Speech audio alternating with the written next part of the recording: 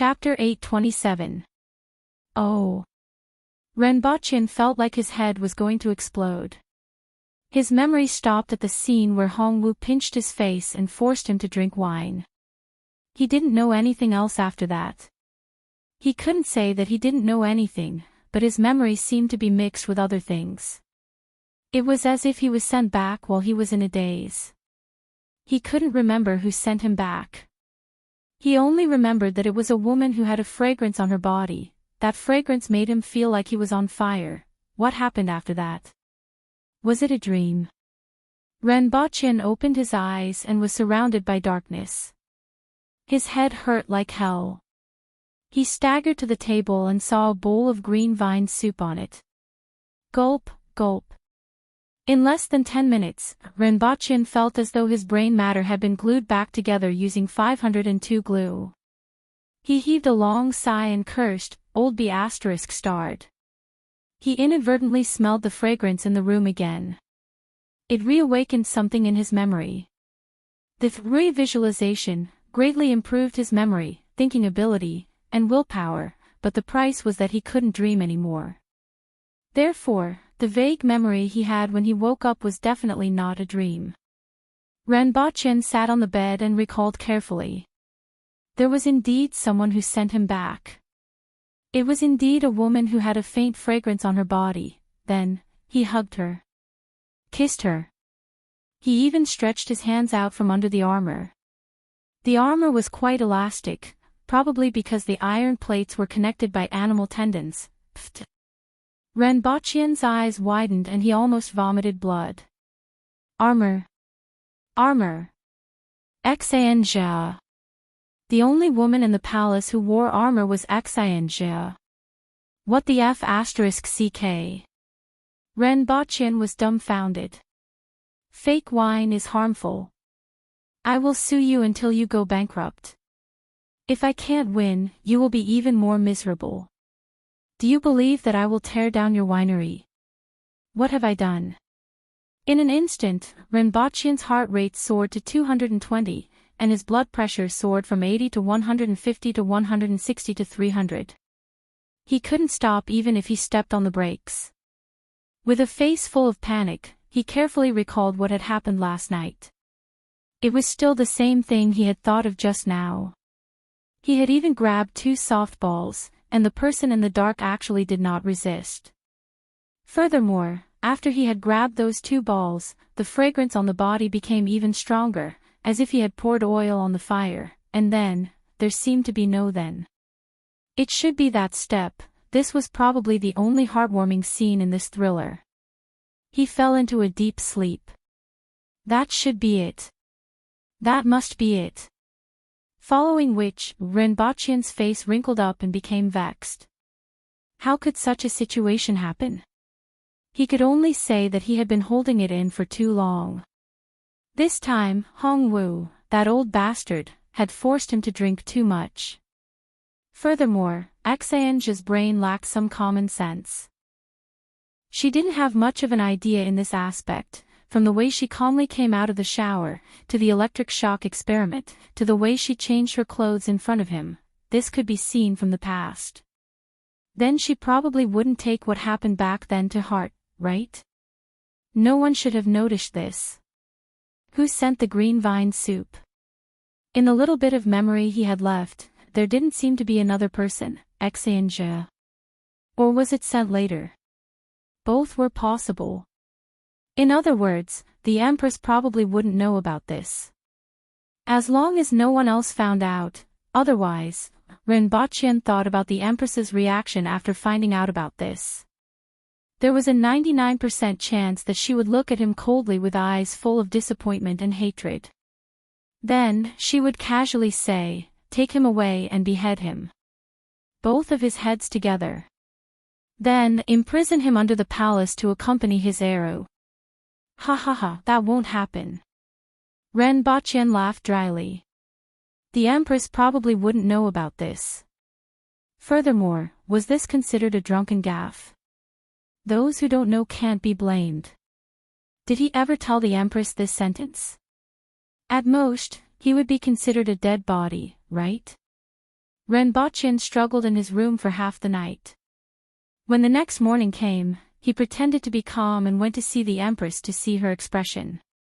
He looked as calm as an old dog, but in fact, he was panicking. Any man who got drunk and rolled in the sheets with his wife's best friend a few days before his wedding would be panicking. Even though it wasn't his wife's best friend and they didn't roll in the sheets, the Empress wasn't an ordinary woman. If the Empress's expression wasn't good, his heart would probably race. The Empress had just gotten out of bed and hadn't combed her hair. When she saw him, she smiled and said, "I saw you drinking happily with the general yesterday." "Your Majesty, it was the general who was happy, not me. That was forcing him to drink, not drinking." Renbochin heaved a sigh of relief and put on an expression as if he had been cheated. In any case, the more he cried, the better. If the matter was exposed in the future, the Empress wouldn't blame him too much. After all, he was the victim. If the situation allowed it, he would have cursed all 18 generations of Hongwu's ancestors. It doesn't matter. I don't know why, but he always has some resentment in his heart. After forcing you to drink, the knot in his heart will be untied. The Empress smiled. The knot in his heart has been untied, but the knot in my heart can't be untied. Furthermore, she isn't his daughter, so what kind of resentment does he have? Renbochin accompanied the Empress for breakfast and then went to the academy with the guards. Not long after he left, he saw Axianjia patrolling over from somewhere else. Renbochin's heart thumped as he stepped on the accelerator again. "General Axianjia." Renbochin greeted her calmly. Axianjia pushed up her glasses, nodded at him as a greeting, and walked past him with the guards. Seeing that Axianjia wasn't acting strangely, Renbochin was finally relieved. He sniffed the air and found a faint fragrance that was the same as the one from last night. It was indeed the smell of Axianjia. It was indeed her. Fortunately, it was her. If it was someone else, he would have fallen into a trap this time. However, why was it Axianjia who sent him back last night? Or could it be that Axianjia was actually here to deliver the green vine soup last night, and what happened afterward happened? She wasn't responsible for either of these things. She was the dignified commander of the Imperial Guards. Whether it was to send him back or deliver the soup, she shouldn't be the one. Renbochin couldn't figure it out and didn't want to think about it anymore. In any case, he was safe this time. Fortunately, he was getting married in 6 days. At that time, his days of being a virgin would finally come to an end. In the future, he wouldn't let this kind of thing happen even if he went to a healthcare center or a clubhouse. After Renbochin left, Axianjia took a turn and went to patrol the palace walls. She looked at the side of Renbochin's face and blushed. Renbochin didn't guess wrongly. Last night, she went to deliver the green vine soup. When she met the female official who delivered the green vine soup, she sent her away and delivered it to Renbochin. She wanted to ask if the electric shock test was still going to be carried out. However, Renbochin was drunk and unconscious. She wanted to help him up and make him drink the green vine soup, but she didn't expect his hands to wrap around her body. It was as if they had a magical power that made her feel hot all over. In particular, when his hands pushed open the gap in the armor and reached out from below, it felt somewhat similar to the electric shock test. This feeling made her feel very strange. Chapter 828. The Emperor of the Yun Nation, Chen Dongxing, was conferred the title of Duke Anil, the only marquis in Dayo. It was the one that Lu Chan was conferred. Needless to say, this was also proposed by him. This title explained everything. In the future, he would be able to know his place, enjoy peace, and live a stable life. For Chen Dongxing, this was a good thing. At least, it was much better than the previous dynasties where the entire royal family was exterminated. When the people of the Yun nation heard this news, they had to admit that the Empress was generous this time. This also made everyone believe that the Aboriginal style of doing things had indeed changed. The turning point for this change seemed to be the Empress's engagement 3 years ago. Since then, Deo had been slowly changing. Compared to the barbaric and savage Aboriginals of the past, such a change was a good sign for them and made many people feel at ease. Whether it was those who went to the scene to watch or those who waited at the residence, they were all relieved to know that Chindongxing had been conferred the title of Duke Anil. Then, news came that the Empress wanted to see them. It was just as Lin Mengxing had said. This was another piece of good news. Out of the 4,000 to 5,000 people, only about 400 went to the palace. They were the legitimate sons of the warlords, a few from the aristocratic families, and people like Lin Mengxing, who were the focus of attention. In addition, there was also a person called Gao Yishan. Everyone felt a little strange and didn't know where he came from. After asking around, they only knew that he came with the people from Xinyang City. Hundreds of people waited in front of the palace for the whole morning and were brought in when it was almost noon. As soon as they entered the hall, they saw a heroic-looking lady in red sitting at the top with a golden crown casually placed on the table. On both sides stood dozens of burly men and enchanting and wild women. All of them looked at them with threatening, provocative, and contemptuous gazes. The group of people immediately broke out in a cold sweat. The dozens of people on both sides were all spirit will experts. It could be said that Dayo's imperial court was the most powerful among the countries. If they were to fight with only these people in the imperial court, Dayo would dare to say, "I can fight 10 of them." After all, their country was based on knowledge and ability. In Dayo's imperial court, martial strength was the hard standard. Without enough martial strength, one wouldn't even have a chance to speak in the imperial court. Naturally, there was nothing much to say about meeting the Empress. It was nothing more than a show of loyalty. Then, the Empress encouraged everyone in a good mood, saying that a wise man submits to circumstances. As long as they stabilize the situation in the Yun nation, serve loyally, and carry out the orders of the imperial court, they would be able to sleep in peace. Ren Baqian had already repeated this a few times. Given the Empress's character, she couldn't be bothered to remember such things. However, her memory was much better than an ordinary person's. Even if she didn't try to remember, she could still roughly remember what Ren Baqian had said. After Ren Baqian was done, the Empress said faintly, "Lin Mengxing, step forward." "Your Majesty, this commoner is Lin Mengxing." "Greetings, Your Majesty." Lin Mengxing stepped forward. Previously, when he met the Empress, he had thought about whether he should say something along the lines of unifying the martial world for thousands of years. However, after thinking about it, he felt that it was better to say less. After all, Dayo was different from the Yun nation. If he said the wrong thing, it would give people a frivolous impression. It was better to keep his mouth shut. "Yes, you are Lin Mengxing." The Empress carefully sized up the young man who was about 30 years old. He had a fair face, a short beard, a handsome face, and a pair of starry eyes. Lin Mengxing could be considered a handsome man in the Yun nation. Even in Great Xia, he was extremely attractive. Unfortunately, the aesthetic standards of the Aboriginals were a little distorted.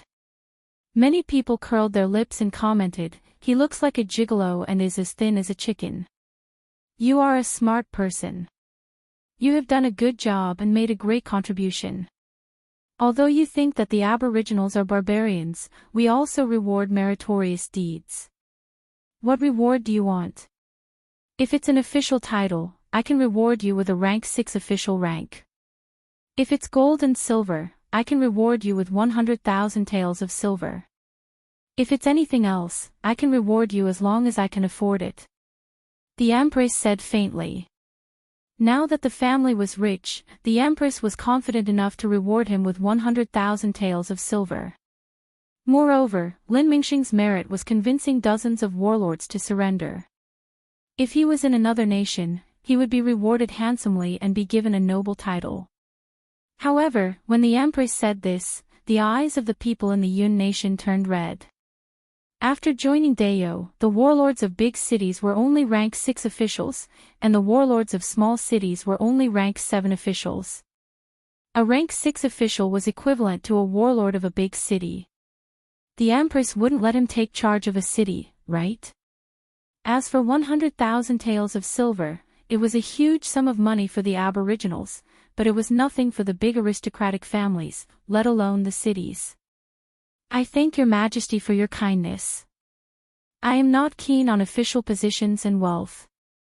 My teacher has recommended me to be an official many times, but I have always rejected him. I heard that there are official schools in Dayo. I wonder if I can work in one of them.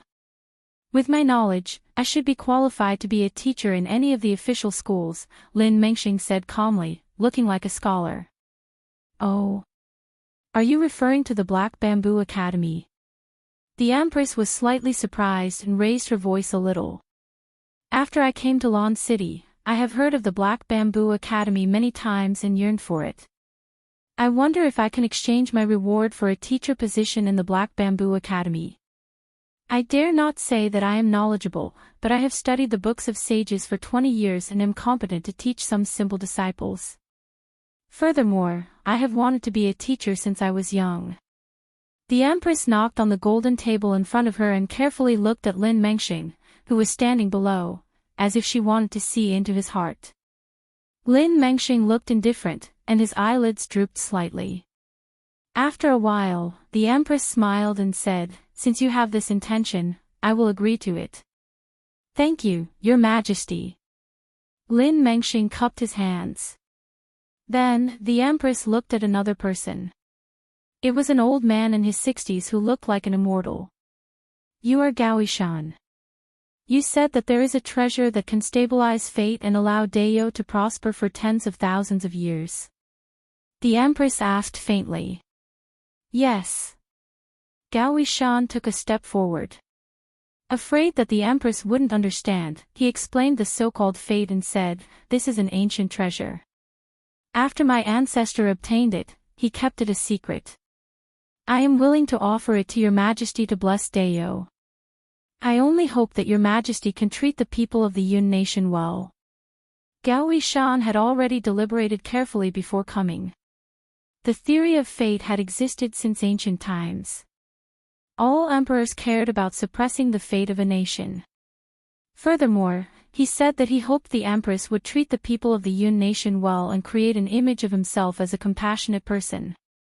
Regardless of whether the other party completely believed him or not, it was better to believe it. "Ha, the Yun nation is already dead, and you are telling me that fate can be stabilized." The Empress sneered. "Take him away and behead him." When the guards outside heard this, they felt indescribably comfortable. They hadn't beheaded anyone for a long time. "Your Majesty, please listen to me. After my ancestor obtained this treasure, he kept it a secret and didn't offer it to the royal family of the Yun nation. He said that the foundation of the royal family of the Yun nation is unstable and can't bear this treasure. Now that Dayo has occupied the Yun nation, they have 2 places as their foundation and must use this treasure to stabilize their foundation." Gao Yishan immediately shouted. "The human race is already dead, and you are telling me that fate can be stabilized?" The Empress sneered. "Behead him." If this treasure was really that useful, would the human race have been driven here with only 100,000 survivors? These words could be used to deceive others, but not her. Did she really think that she was that easy to deceive? Many people from the Yun nation heaved a sigh of relief after leaving the palace. Although the Empress was extraordinarily beautiful, she killed without batting an eyelid, which was really terrifying. Many people looked at Lin Mengxing, who walked out from the side, strangely. He didn't want to be a rank 6 official, but instead went to an academy to be a teacher. The principal of the Black Bamboo Academy wasn't seen in the court today. From this, it was obvious that although he had been chosen as the husband, his status wasn't high. Why did he still jump into that trap? After a long time, when they returned to their accommodation, someone suddenly reacted. Lin Mingxing's move is brilliant. What do you mean? Think about it. Dayo only has one official academy. Don't you know what kind of people come from it? They are officials. Dayo isn't like Great Xia or the Yun Nation, which has many academies. There is only one such academy in the entire Dayo. In the future, all the officials from the academy will have to call him teacher. His status will naturally rise, and it won't just be limited to the Black Bamboo Academy. Come on, I heard that only those who aren't talented are sent to that academy. The only teacher is the principal of the Black Bamboo Academy. Other than him, everyone else is a student. It's clearly a place for idling around. In my opinion, his goal isn't to be a teacher, but to be that person above. Another young man pointed to the top of his head. Think about it. The principal of the Black Bamboo Academy was chosen as the husband by that person. It can't be because he is good at fighting, right? In that case, it's likely that he has some knowledge and that person took a fancy to him. Dayo is a place full of barbarians. As long as one has some knowledge, he will immediately pull away from the others. Even in the Yun Nation, aren't those famous scholars pursued by women everywhere? I heard that the principal of the Black Bamboo Academy isn't that good either. It's probably because of this that person took a fancy to him. As for Lin Mengxing, it's likely that this is his intention. Lin Mengxing looks much better than Ren Baqian, right? You have seen Ren Baqian in the crowd these past 2 days, right? He doesn't look amazing and looks like a barbarian.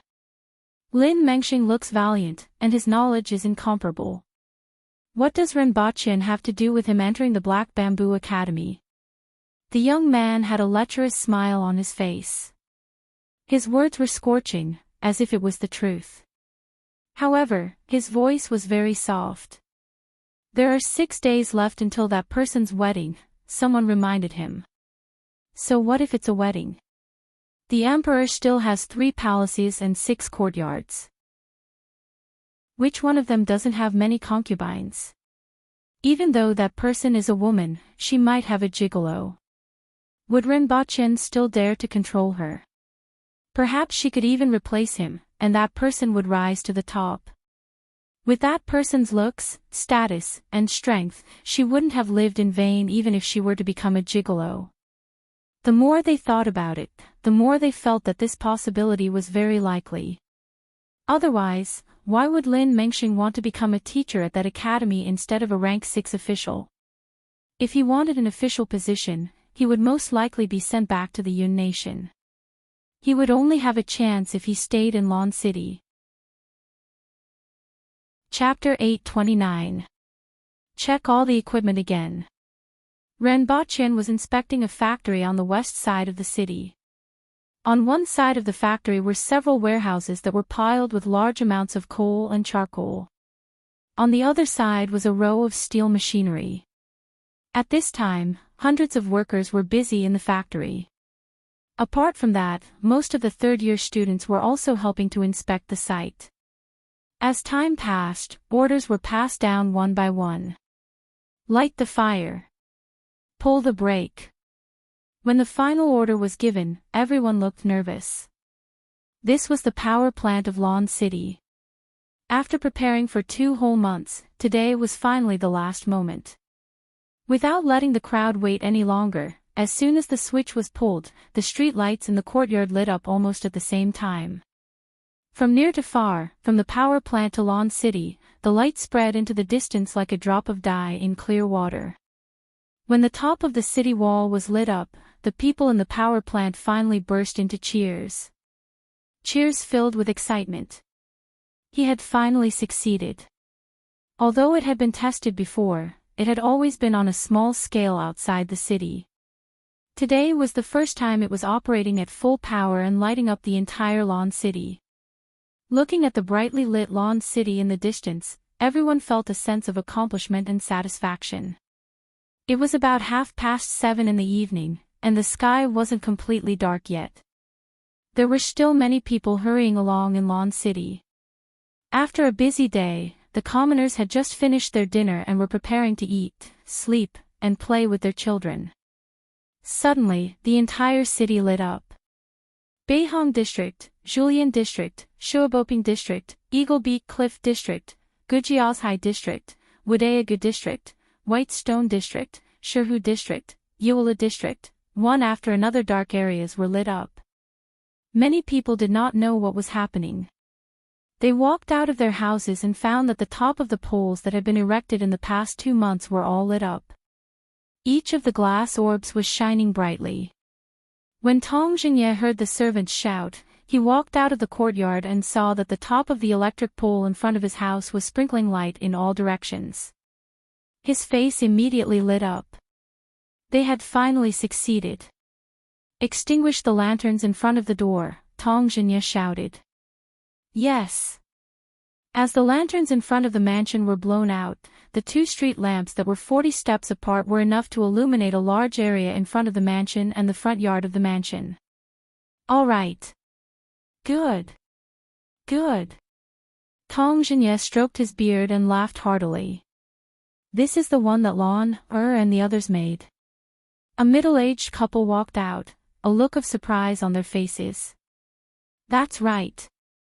Follow me to a higher place to have a look. Tong Jingye laughed heartily as he jumped to a high place and looked into the distance. He saw that everything within his line of sight was lit up. People in the surrounding mansions jumped to a higher place to see the magnificent scenery of the city. The people of the city jumped to a high place to see the magnificent scenery. In the entire city, the high ground was packed with people. Everyone from the Yun nation walked out of their rooms one by one and looked at the street lights that were lit up one by one in shock. Previously, they were curious about what these vertical poles were. After asking around, they found out that they were made by the Black Bamboo Academy. At that time, everyone was secretly laughing. They didn't expect these things to light up. How many of these poles were there in Lawn City? Of Tong of the city was. Was this brightly lit city the barbarians' imperial city that was covered in dust? Most of the people from the Yun nation had been looking for a backer these days and didn't include him in their plans. Of people. Of the people. From of them. Of. After all, he wasn't aboriginals. However, after witnessing this scene, many people wondered if they should pay a visit to the Black Bamboo Academy. Even if they couldn't rely on the Black Bamboo Academy as a backer, it would be good to learn from him how he did it. Unknowingly, the common people began to walk on the streets. The aboriginals from other places also joined the crowd in surprise. The city, which was usually dark at night, was brightly lit at this time. Waves of cheers were heard from the crowd. There were also shouts like, "Climbing the lampposts is strictly prohibited. Violators will receive 10 lashes. Jumping on the lampposts is strictly prohibited. Violators will receive 10 lashes. Damaging the lampposts is strictly prohibited." That night, the Public Order Bureau and the Winged Cavalry were also dispatched, loudly preaching the regulations that they had memorized. At a certain street corner, a group of Jing tribe people stood there and watched with yearning in their eyes. The sound of an arrow rang out, and a beautiful girl sat on the ground with a joyful expression on her face, playing cheerful notes. She had adapted the music from the Jing tribe's music, and it had a different flavor when played with the arrow. The Empress stood on the palace wall with her hands behind her back and looked down with a faint smile on her face. This was a big deal. It was a big deal for the whole of Dayo. It was an achievement that could even make an emperor feel satisfied. "Your Majesty, it's so beautiful." Qing Yuan and Hong Wuan followed behind with stars in their eyes.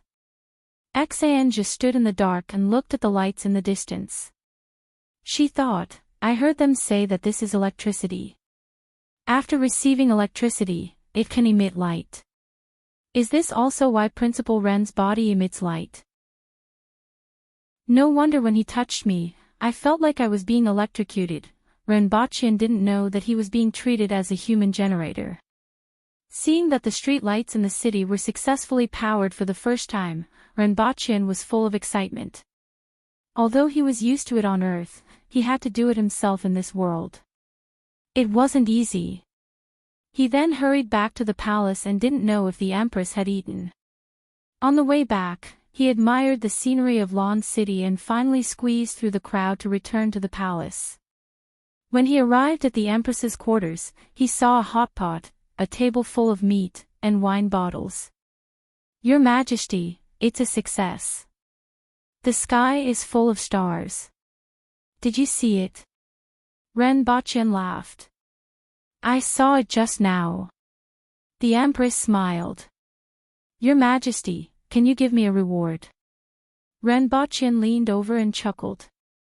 Seeing the big bald man's expression, the Empress almost burst out laughing. She managed to suppress it with great difficulty, but she couldn't hide the smile on her face. She let Renbochin's face get closer and closer to her mouth. The gentle touch made Renbochin's heart beat rapidly. The Empress didn't mind his kisses now. After all, there were only a few days left before the wedding. Every time, Renbochin would feel like he was kissing a rare treasure. That palpitating feeling wouldn't subside no matter how many times he kissed her. Then, Renbochin was violently pushed away. The Empress raised her eyebrows and asked, "You didn't brush your teeth today?" Renbochin calmly analyzed and thought about it carefully. He realized that he had forgotten to brush his teeth today. How can that be? It might be because I ate the stinky eggs they brought at the power plant today. Renbochin looked wronged. "Stay away from me. Otherwise, I'll beat you up." The Empress looked even more disgusted. Renbochin was chased all the way to the other side of the table. The Empress glared at him a few more times before eating. Halfway through the meal, she casually said, "I found a teacher for your school." Renbochin was slightly surprised. "Your Majesty, are you talking about a teacher?" "Yes, I didn't find him. He took the initiative to go." "Do you still remember that person called Lin Mengxing, the one who convinced many warlords to surrender? I promised to reward him with a rank 6 official position or 100,000 taels of silver. However, he said that he wanted to be a teacher at the school, and I agreed." "It's him. Why does he want to go to the school?" Renbochin was surprised. He then laughed and said, "No matter what, he can go if he wants to. It just so happens that I'm too busy alone, and it's good to have another teacher. However, he has to start learning how to read." "Well, you can arrange it as you see fit." The Empress thought about it and told Renbochin about the treasure that could stabilize the fate of the nation as a joke. Renbochin laughed heartily. If there really was such a treasure, would the human race have been driven to this desolate place? Renbochin then asked seriously, "How did you deal with that person? He might have evil intentions." Earth also has feng shui and fate. It can gather and naturally disperse fate. We conquered the Yun nation, and he came to give us a treasure to stabilize the fate of the nation. No matter how I think about it, there's something fishy going on.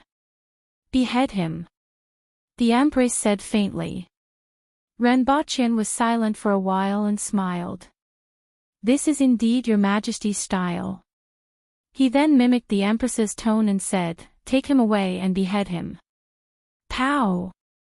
The Empress used her chopsticks to hit his face with a large piece of beef. The two of them chatted and laughed. After dinner, the Empress poured him a glass of wine and said, "I will pour this for you. This is your merit for making the nights in Lawn City no longer dark." "Thank you, Your Majesty." Renbochin smiled. "Do you want any other rewards?" the Empress asked again. "Can we talk about it in a few days?" Renbochin asked with a smile. "No. You have to say it now." The Empress looked at Renbachian's expression and subconsciously felt that she couldn't agree to his request. Renbachian grinned. He wanted to bring it up on the night of the wedding, but unfortunately, she didn't agree.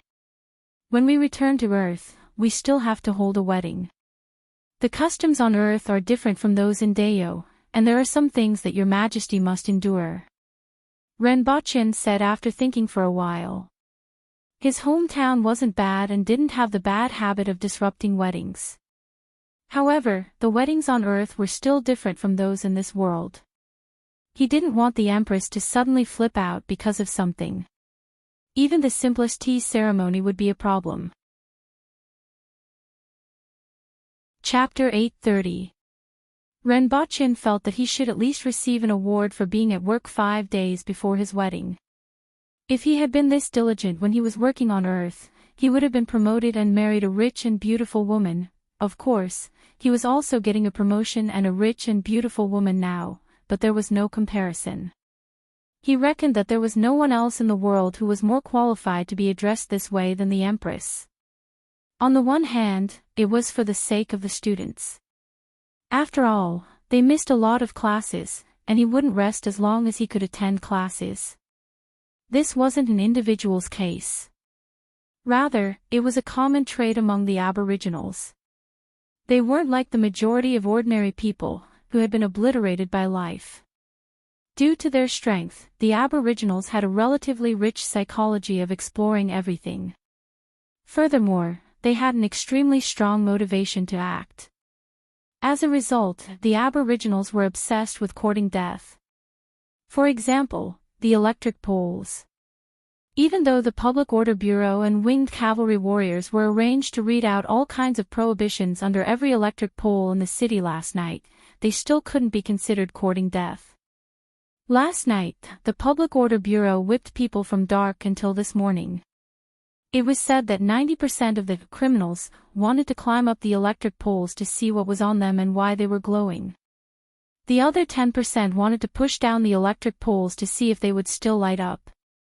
Fortunately, Renbachian had anticipated this situation. Well, it couldn't be said that he had anticipated it. In Lawn City, there were so many Cardinal Heaven experts and Kismet Heaven experts. These people could fly up to the telephone poles and stand on one leg. In order to prevent electric shocks, Renbachian deliberately buried all the electric wires underground. Otherwise, today's news would be that hundreds of people had been electrocuted, and the smell of meat in Lawn City would linger for at least 3 days. In any case, digging pits and burying wires was easy. The Aboriginals had great strength, and even without an excavator, they could still do the work of 10 Aboriginals. An ordinary person digging a pit that was 1 meter wide and 1 meter deep could easily dig 10 meters in a day. Within 2 months, they had dug a tunnel in Lawn City. If it wasn't for the fact that it was too late, Renbachian would have asked them to dig a sewer. The Aboriginals were full of curiosity and were full of action, and so were the students of the academy. They were curious about everything, which was an important characteristic of scientific exploration. Therefore, Renbachian still had high expectations for these students and naturally seized the time to teach as much as he could. At least, he felt that he was quite qualified to be a teacher. Other than the students, it was also because someone was coming today. Renbachian saw him at the entrance of the school. He was dressed in plain embroidered clothes, had a bun on the top of his head, a pale face, a short beard, sword-like eyebrows, and starry eyes. He was just a little less skinny than Renbachian when he was younger. Since he was waiting here early in the morning, he must have inquired about the time he would arrive. Lin Mengxing pays his respects to Principal Ren. Lin Mengxing calmly greeted him. Renbachian was sizing him up, and he was also sizing him up. He had a big bald head and his build was similar to that of the Aboriginals. He had big shoulders, a round waist, and a fierce-looking face. Actually, he looked more delicate than the Aboriginals. After all, his foundation was there. Even if the husky had grown fat, it would not look like a Tibetan Mastiff. Yes, you are Lin Mengxing. Come in with me to talk. Ren Boqian looked her up and down and said faintly. After bringing Lin Mengxing into the office, Ren Boqian sat on the chair and casually took out the gun to fiddle with. It wasn't to intimidate Lin Mengxing, as Lin Mengxing didn't know what it was. It was just a small habit. When he first came here, he relied on this thing to save his life. Although he didn't need it now, he would take it out and fiddle with it every time he sat here. It was just like someone holding 2 walnuts in their hands. I heard from Her Majesty that you want to be a teacher here. Before we talk about anything else, please satisfy my curiosity. Why did you want to come here? Ren Boqian asked casually. Lin Mengxing stood in front of the table and smiled. If I said that I wanted to teach and educate people since I was young, would you believe me? What do you think? Ren Boqian looked at him playfully. Teaching and educating people could be done anywhere. Why did he have to come here? Lin Mengxing changed his tone and said, they guessed my various motives, and some even guessed that my target was Her Majesty. At this point, Lin Mengxing paused and seemed to be observing Ren Boqian's reaction. It had to be said that he was quite courageous to stop at this point. If it were someone else, he might have been dragged out and beheaded. Ren Boqian had a profound smile on his face. Do you really think that anyone can make the Empress fall in love with you? During the Empress's birthday celebration, there were many gigolos, right? There were also many who were well-read, right? Why me? Because I'm coquettish. Of course, if there were people who had ulterior motives, Lin Mengxing would arrange a tragic death for them. Seeing that Ren Boqian wasn't moved at all, Lin Mengxing was more confident in his choice. If such a sentence could make Ren Boqian's expression change, then he would have to doubt whether he had made the right choice. The thoughts of those people are simply the biggest joke in the world. After sitting in that position for too long, I'm full of filth. In fact, I came here for Principal Ren. Ren Boqian's smile froze for a moment. He carefully looked at Lin Mengxing and indeed had the face of a rabbit. He should be dead, right? Ren Boqian thought to himself, it won't be good if word gets out that he is killed on his first day here. Should I arrange a more suitable way for him to die, such as accidentally falling into the blast furnace that is used to make steel? I have been walking around the city for the past few days. The glassware, mirrors, street lamps, soap, newspapers, and cement roads are all from you. Lin Mengxing continued. Ren Boqian felt that he could spare Lin Mengxing's life for now. The various measures in the prisoner camps are also from you. Whether it's a 10-year period or other measures, not only can the captive survive, but they also have hope for the future. They won't become walking corpses that can be abandoned anywhere. They are even living better than many of the civilians in the Yun nation. Principal Ren is benevolent and righteous, which makes me admire him. Not to mention other things, just in the prisoner camps alone, you have saved hundreds of thousands of lives. Also, the various measures taken by Dayo after occupying the Yun nation must have something to do with you. No matter what others say about you, you have used etiquette to influence the barbarians and saved countless people. You must be benevolent, righteous, and wise. Now that the Yun nation has fallen, without you, millions of people would have been plunged into misery and suffering. It is your efforts that have allowed millions of people in the Yun nation to live in peace. At first, I heard about the various measures taken by the prisoner camps from other sources and personally investigated. Only then did I know that Dayo had changed and was no longer the Dayo of the past. Moreover, Dayo's army was difficult to stop, and the defeat of the Yun nation was a foregone conclusion. That was why I dared to speak frankly about the pros and cons and persuade many warlords to surrender.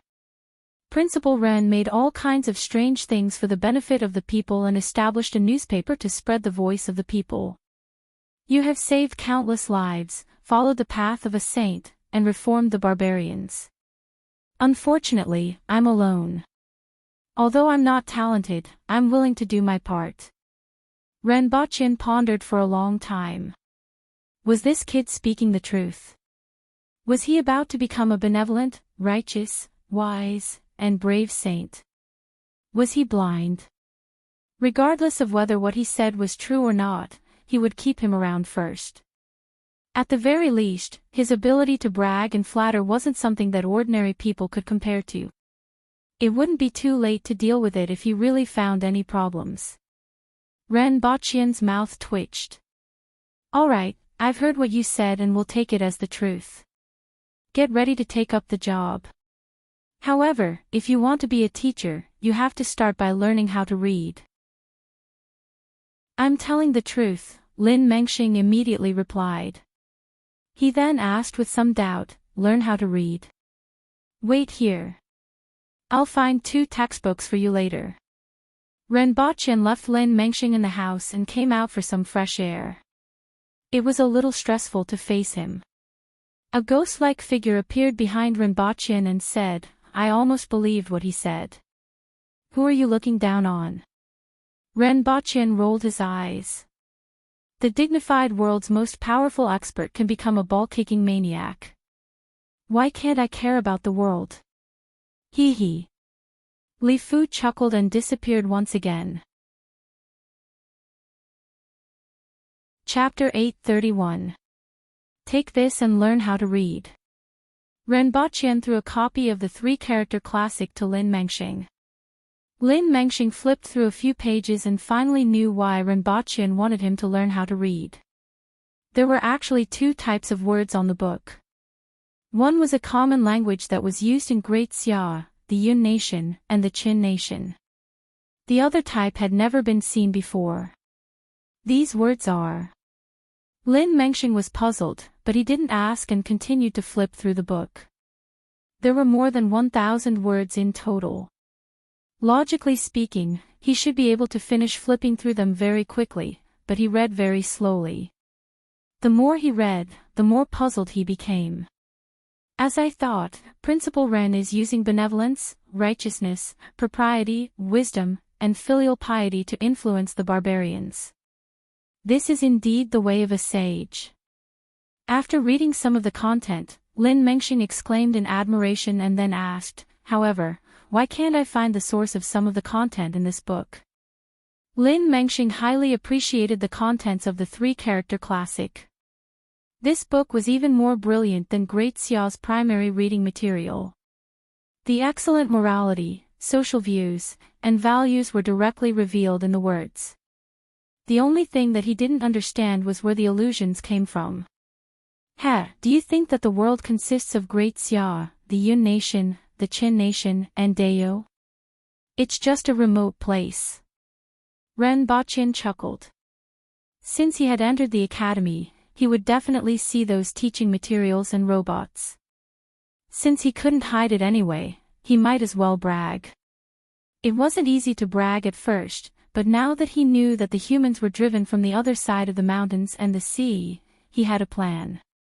On the other side of the mountains and the sea, there was a group of Smurfs. They were lively, smart, mischievous, and sensitive. Cough. There was another human nation. They had a civilization different from the 4 nations and a more developed society. Ren Baqian was from that nation, which explained a lot of things. Anyway, they couldn't verify it, right? When they had the ability to verify it, Ren Baqian could take them to outer space. Even though the great Empress had explained the origins of the human race to the imperial court, she had ordered them not to divulge it to anyone else. After all, this matter involved too many people, and it wouldn't be beneficial to let more people know. However, this didn't prevent Ren Baqian from revealing that the 4 countries currently occupied only a corner of this world. Sure enough, as soon as Ren Baqian said this, Lin Mengxing was immediately dumbfounded with an incredulous look on his face. Principal Ren's meaning. Principal Ren's meaning. Ren Baqian was a quick-witted person, but he couldn't even speak fluently at this moment. It was evident that Ren Baqian's words had an impact on his worldview. Previously, everyone thought that they were at the center of the world. And there was only one continent in this world. However, Ren Baqian's words shattered her worldview that she had always had. That's what I meant. This was just a corner of the world. Whether it's the Aboriginals, Great Xia, or the Yun Nation, they are all barbarians in my eyes. Ren Baqin smiled mysteriously. Are there really other countries in this world? Lin Mengxing looked at the three-character classic in his hand, not knowing whether to believe it or not. He didn't expect to hear such a horrifying thing on his first day at the academy. This made some of the thoughts in his mind turn into a mess. Just like the roads outside, the glass, and the cement roads may seem magical to you, but they're actually very common things. Ren Baqin shrugged. Lin Mengxing thought about what Ren Baqin said and then looked at the three-character classic and began to believe it. Seeing that it was almost time, Ren Baqin dragged the bewildered Lin Mengxing to class. This is Lin Mengxing, who will be an assistant teacher at the academy soon. Ren Baqin pointed at Lin Mengxing, who was standing at the door in a daze. Someone from the Jing tribe? Someone was immediately puzzled. Are you stupid? People from the Jing tribe have big heads. Is he from the Yun Nation? I heard that yesterday, Her Majesty offered him an official position and wanted to come to the academy to teach. Is that him? The students immediately started discussing. It's good that you have heard about it. I won't say more. Be more well-behaved in the future. Don't hit or scold the teachers. Don't threaten the teachers. If I find out what you have done, you know the consequences. Ren Baqin looked fierce. Just now, he knew that Lin Mengxing was only at the Manwu level, which was considered pretty good in the Yun Nation. At the very least, he could open a martial arts center and accept disciples. As a scholar, this was considered a very high level of strength. Unfortunately, this was Dayo. The peddlers who set up stalls on the street were all at the Manwu level. If they weren't at the Earthwill level, they would be embarrassed to say that they practiced martial arts. The unscrupulous merchants of the Yun Nation had offended Dayo a lot over the years and had just been at war for more than a year. If Ren Baqin didn't warn them, he would probably see humiliating the classroom tomorrow. After Ren Baqin lectured for the whole morning, Lin Mengxing became even more confused. Before coming here, he was still very confident in his knowledge. Not to mention being a teacher, it wouldn't be a problem for him to take the written exam in Great Xia. In the end, he realized that he didn't understand what Ren Baqin was saying at all. He had never heard of square roots, cubic roots, or the law of universal gravitation. In addition, what shocked him even more was that there were puppets that could speak, emit light, and even make pictures appear on the wall. In the past, he felt that the stories of wooden oxen and horses that could move were fantastical enough. After seeing it today, he realized that what he had heard before wasn't true. If that puppet said that it was made by the gods, he would believe it. At this point, he completely trusted Ren Baqin's words. He had to believe it. He also sadly realized that he didn't only have to learn words, but also had a lot to learn. Now, he could even call a student to be his teacher, let alone a teacher. Ren Baqin didn't care about his thoughts and went back to the office to wait after class. In addition to attending classes and making arrangements for Lin Mengxing, there was another thing he needed to do, which was to receive gifts. Although it wasn't a big deal, he had to give so many people a chance since they were full of enthusiasm and anticipation. At this time, a few people were walking on a street in Beihong district with horrified looks on their faces. There wasn't anything unusual on this street yesterday, but today, there were all kinds of skeletons hanging on the walls on both sides of the street. There were animal heads, human heads, sternum, spine, thigh bones, feet, and so on. There was a dazzling array of skeletons, and every one of them was terrifyingly white. When the wind blew through the gaps of these skeletons, the entire street was filled with the wailing of ghosts and the howling of gods. Even under the bright sunlight, they felt cold all over and were surrounded by gusts of chilly wind. I heard that when a new prisoner enters the prison, they usually have to show their strength first. Is this how they show their strength? What are they doing? We're just here to send a visiting card today. There's no need to put on such a big show, right? I don't think it's appropriate to send a visiting card today. Cough, stick out your chests. We're here to send gifts. No matter how barbaric they are, they won't behead those who send gifts, right? Didn't they just behead one yesterday? Chapter 832. For the next 2 days, many big shots went to court with a bag on their back. It was the stomach of a beast that was about the size of a palm and could fit 2 altos. However, it wouldn't shrink and was made of an extremely elastic material. Renbochin felt that if he used this material to make stockings, it definitely wouldn't tear. The two of them rolled on the bed sheet. Just as they were about to knock on the door and deliver the chicken, they used all their strength. Mother **Cur, I can't tear it apart.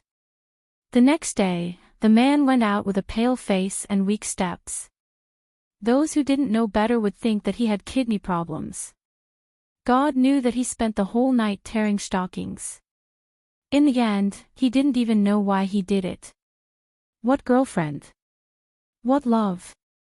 None of them were as fun as tearing stockings. Ahem, I digressed.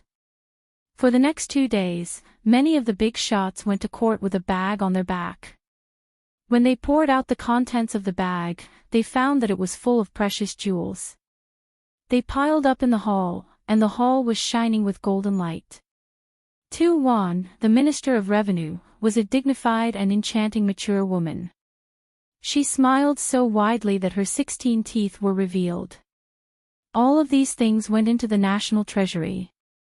These things were 70% of the gifts they received, and the remaining 30% was considered as a red packet.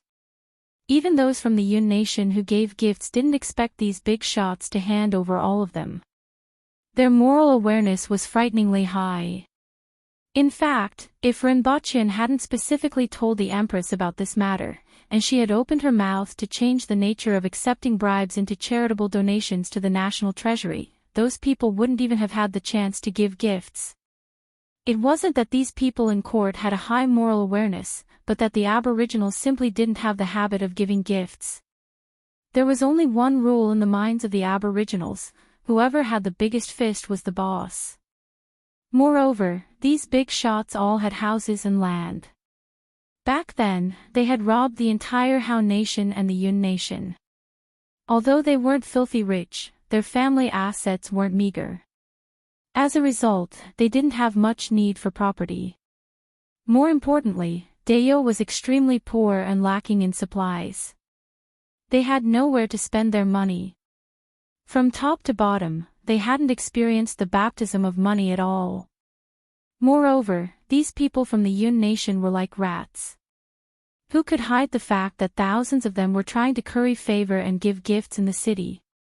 If he hadn't guessed this beforehand, they wouldn't even have been able to knock on the door.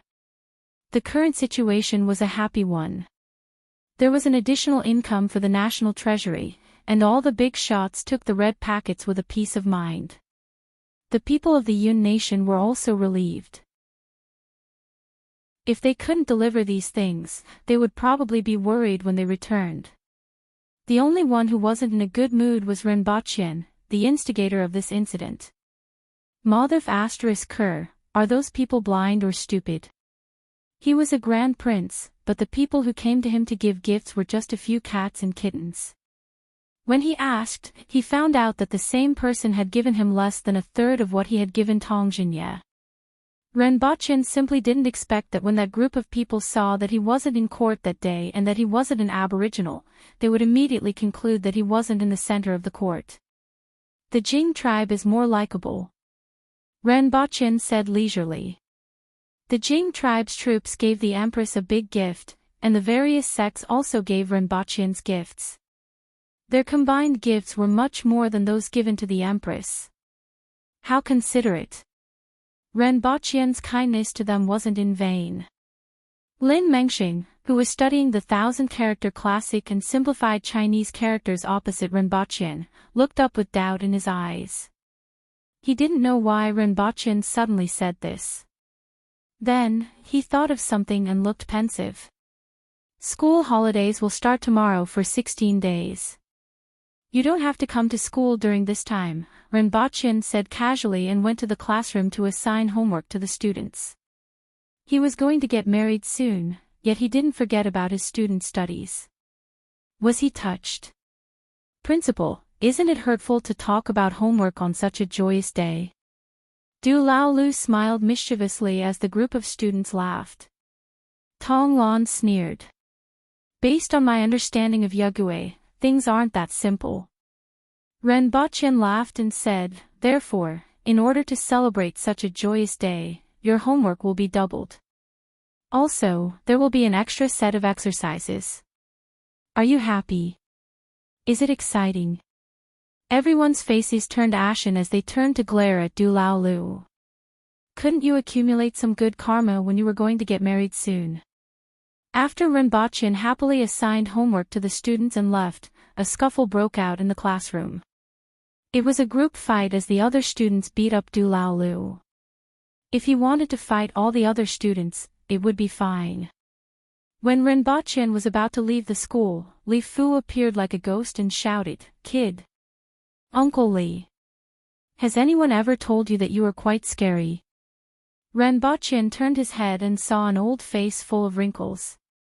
It was all thanks to Rinpoche that he didn't know when he would suddenly appear and shout in someone's ear. If it were someone else, they would have been scared to death. Ahem, you talk too much. Li Fu's expression was a little strange. He seemed to be a little regretful and nostalgic. Just think about his past and you would understand. If it weren't for that unknown deity who made him a cuckold, he wouldn't have ended up in this state and would have had a wife and children. He probably wouldn't have been the world's #1 expert. This is for you. Li Fu threw a book at him. Bedroom technique. Rinpoche took it and asked subconsciously. He couldn't possibly be giving him the finger of God at this time, right? Pfft. Li Fu spat like a nail and almost hit Rinpoche's toes. I have gained some insights over the years, and I can't pass it on to anyone. I'm giving it to you. Li Fu said rather casually. If it were someone else, they would treat this as a treasure or simply bury it somewhere and shout, "Do you want power? My martial arts, my everything, are buried there."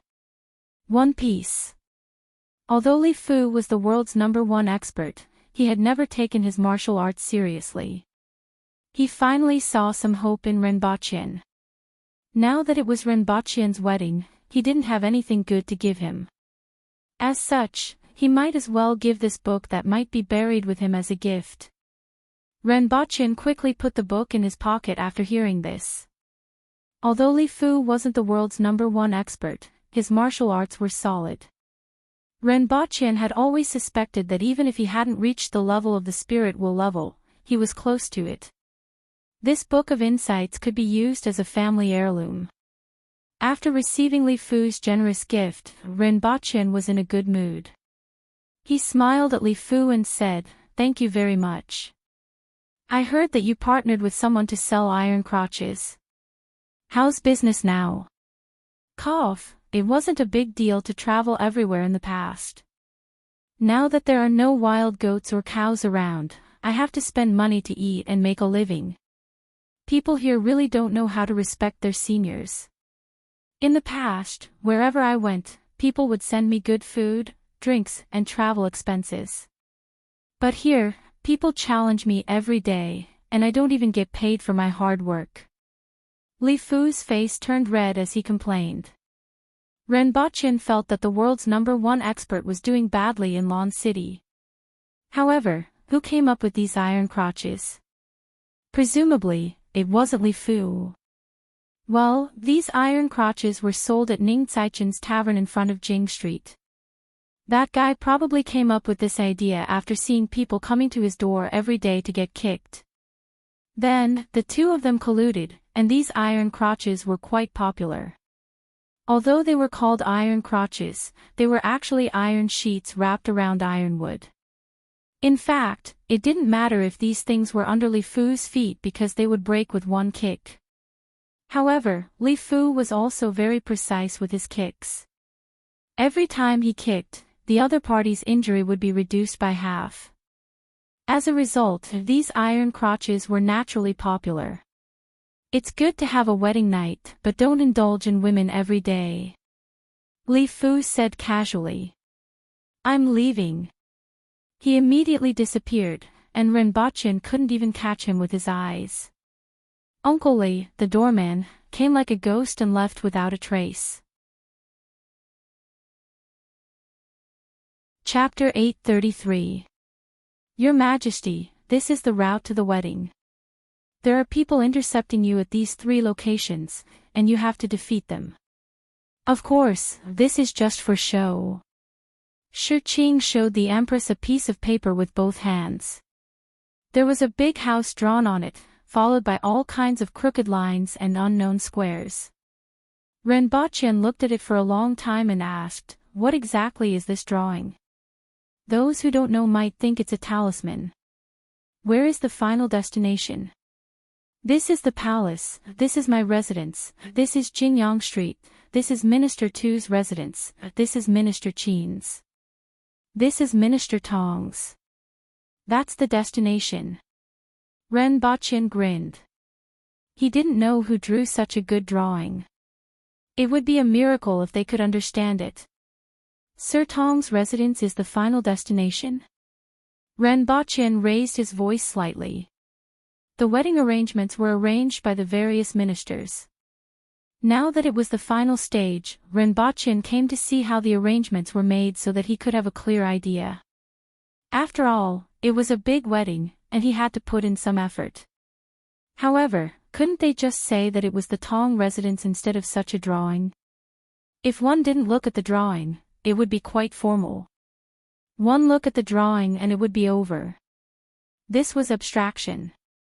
Of course, we can't just let Her Majesty pick you up from Pingle Park and call it a day. Shi Qing stroked his beard and smiled at Renbochin.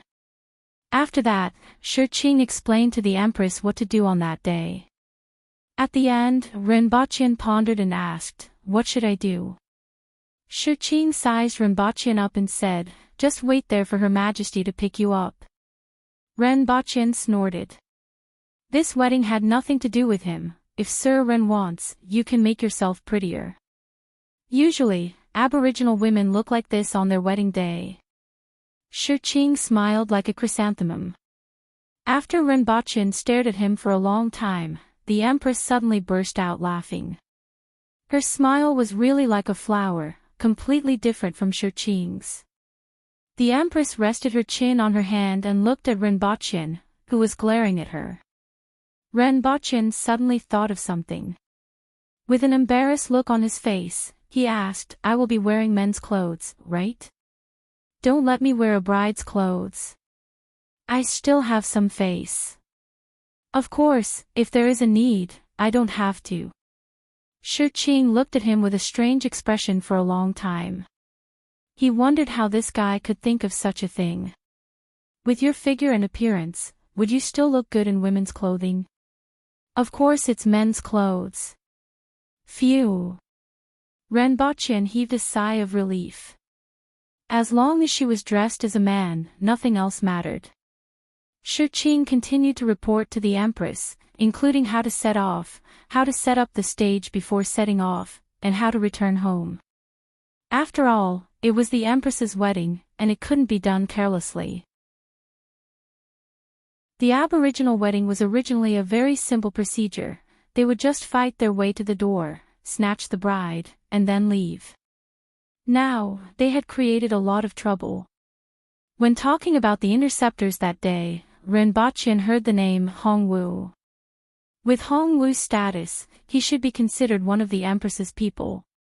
Now, he had become a bridegroom. Initially, Renbochin thought that it would be someone like Tong Jinye who appeared in 2 shots. First, he acted like an expert and blocked the way. Then, he was kicked into the wall by the Empress. He did not expect it to be Hongwu. Of course, Sir Hong is just putting on an act. Shi Qing continued to blush like a chrysanthemum. After explaining everything to Rinpoche for an hour, Shi Qing finally said, also, Sir Ren's title of nobility has to be decided. It has to be announced the day after tomorrow. The Empress thought about it for a long time and asked with a puzzled expression, why don't I have one? Your Majesty is the Empress of Dao. Why is there a need for a title? According to the old traditions of Great Xia and the Hao nation, a posthumous title is only given after death. However, the two previous emperors are nowhere to be found, and we don't even know if they are dead or alive, especially the first emperor. With his strength, he might still be somewhere, so the previous emperor didn't have a posthumous title. Shi Qing explained to the Empress. Oh. The Empress nodded and pondered for a long time. Her gaze drifted to Rinpoche's face, the roof of the palace, and back to his face again. She racked her brains to think of a title for him. Earth Prince, or Ball Queen for short. Prince from another world, or World King for short. This didn't seem right. Given Sir Ren's status, it would be best to have one title. In other words, add one word before the title. Here is a list of titles prepared by the officials. Your Majesty can choose one of them. Shi Qing took out a piece of paper from his pocket. Why didn't you say so earlier? The Empress said unhappily. She had killed a lot of brain cells just now but didn't gain anything in the end. Yi King. The Empress read the first word on the paper. Yi means radiance and brilliance. Principal Ren brought street lamps to expel the darkness, so the word Yi is suitable, Shi Qing explained to the Empress. Lian King. Jing King. Peng King. Shi Qing explained as the Empress ticked off the names with her fingers. There wasn't much to say about Lian King. Jing King and Peng King were both named after their territories. For example, Jing was Tianjing Basin, and Peng was a part of the Yun nation that used to be called Peng Prefecture. The Empress shook her head slightly. These kinds of titles usually referred to the area as the king's territory. The Empress didn't care about these territories, but she didn't like these titles. Rinpoche felt tired for the two of them as he listened. Given the level of education of these big shots in the imperial court, it was really difficult for them to come up with such a list of titles. It was roughly equivalent to asking a bad student to write an 800-word essay on the topic of era. Zhao King, the title is derived from the sun, from the call, and the call is also the sound. Sun refers to sunlight. Zhao means guide or call. It can also mean lead the light or call for the light. This title is also very suitable for Sir Ren. This is all right. The Empress pondered for a long time and felt that this was quite to her liking. She wasn't sure about other people. As for herself, Rinpoche dragged her out of the cold palace after he arrived. Let's do this. The Empress immediately decided. In that case, I'll go and make the arrangements. Shi Qing put away the paper and took his leave. Rinpoche's expression changed from cheerful at the beginning to grave, and then to black. Did Shi Qing really explain the words, Zhao King, like this? Why did he feel that it was weird? Ri. Xiao. Ri. Xiao. It seems like it can also be explained as when to summon. Damn, I knew that anything with the word Ri in it can't be looked at directly. Your Majesty, I think it's good to change to another title. Rinpoche looked up with an embarrassed look on his face. I think it's not bad. This title is very suitable for you. Do you still think it's inappropriate? The Empress was rather happy. Rinpoche's face was full of vigor.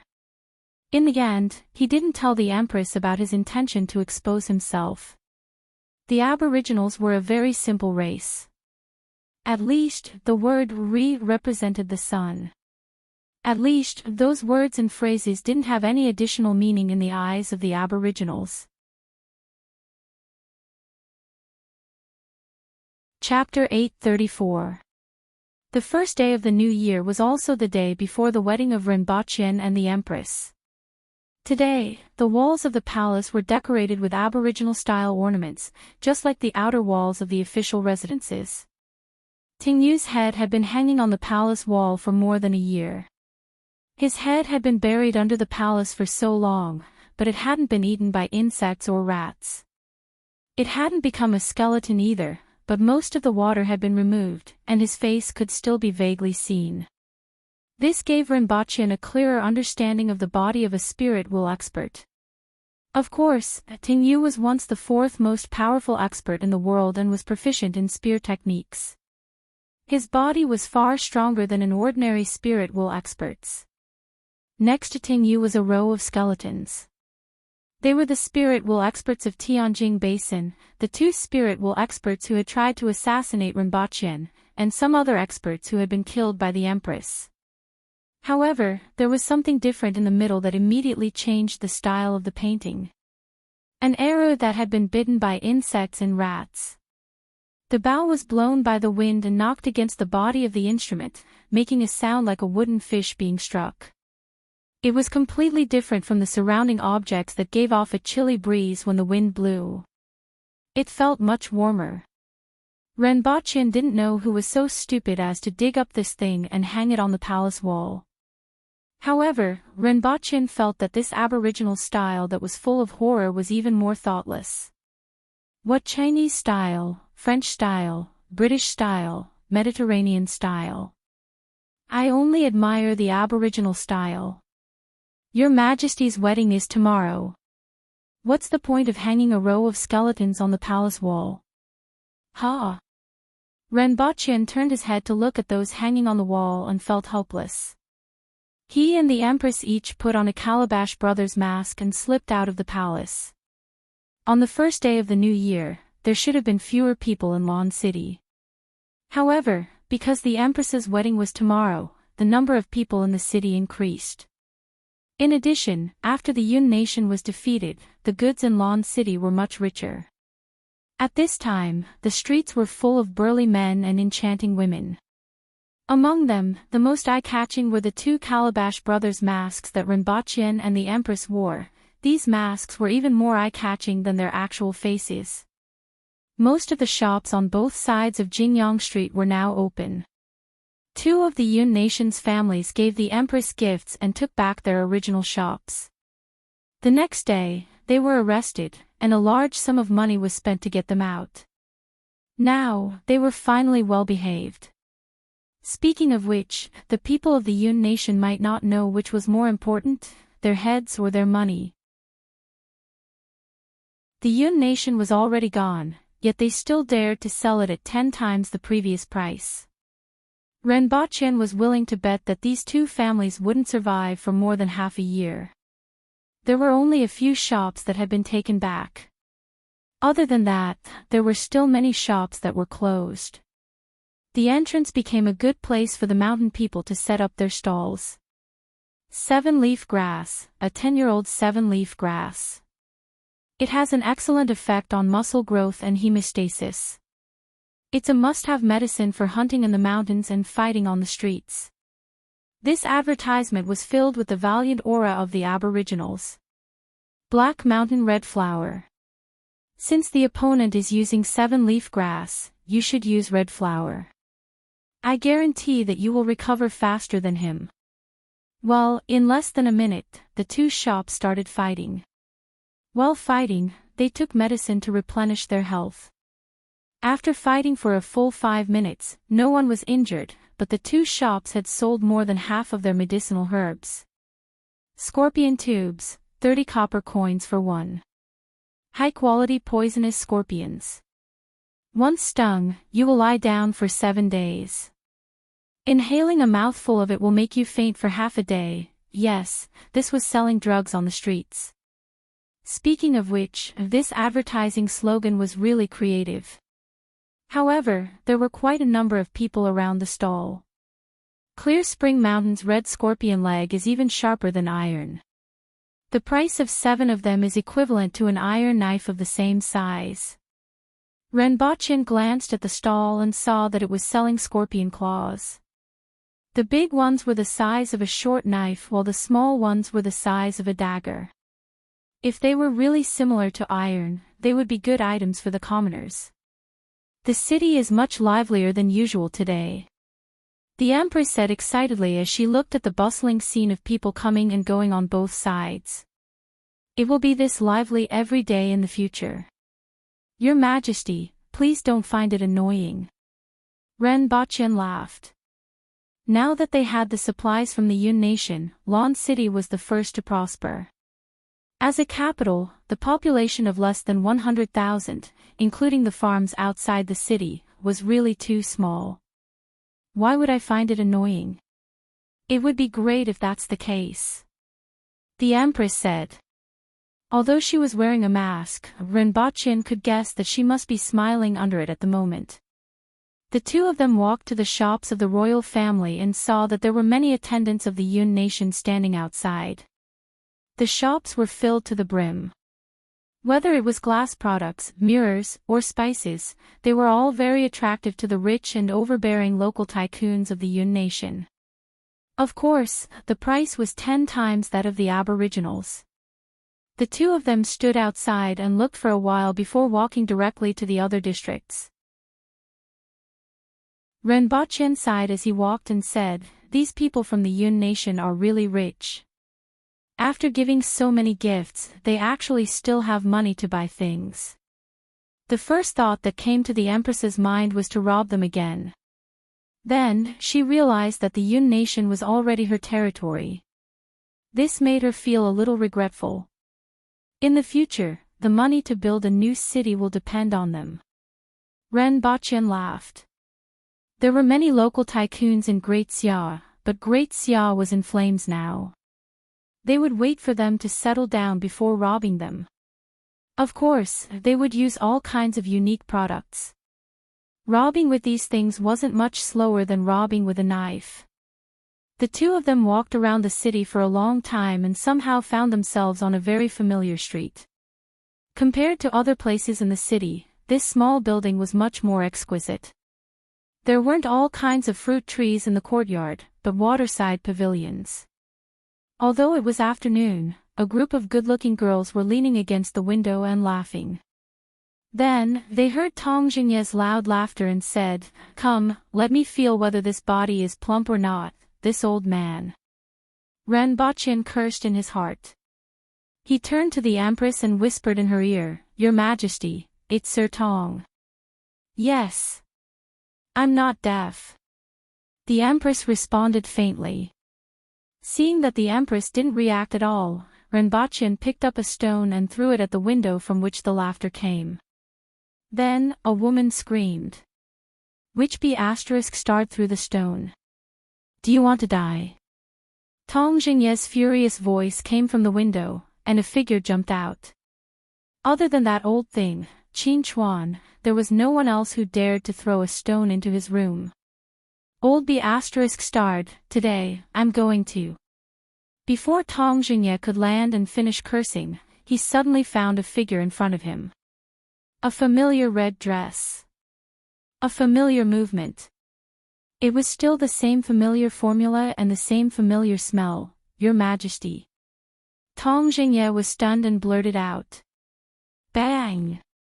The speed at which Tong Jingye flew back was faster than the speed at which he came. A few screams were heard in the small building. The Empress floated back to Renbochin's side and turned to look at him. "Ahem, I was just greeting Sir Tong. I didn't expect him to be so agitated." Renbochin coughed and sounded surprised. The Empress stared at him, didn't guess what he was thinking, and continued to walk back. Finally, the two of them turned to the bottom of the clock tower. This place was now a small square with many stone chairs around it.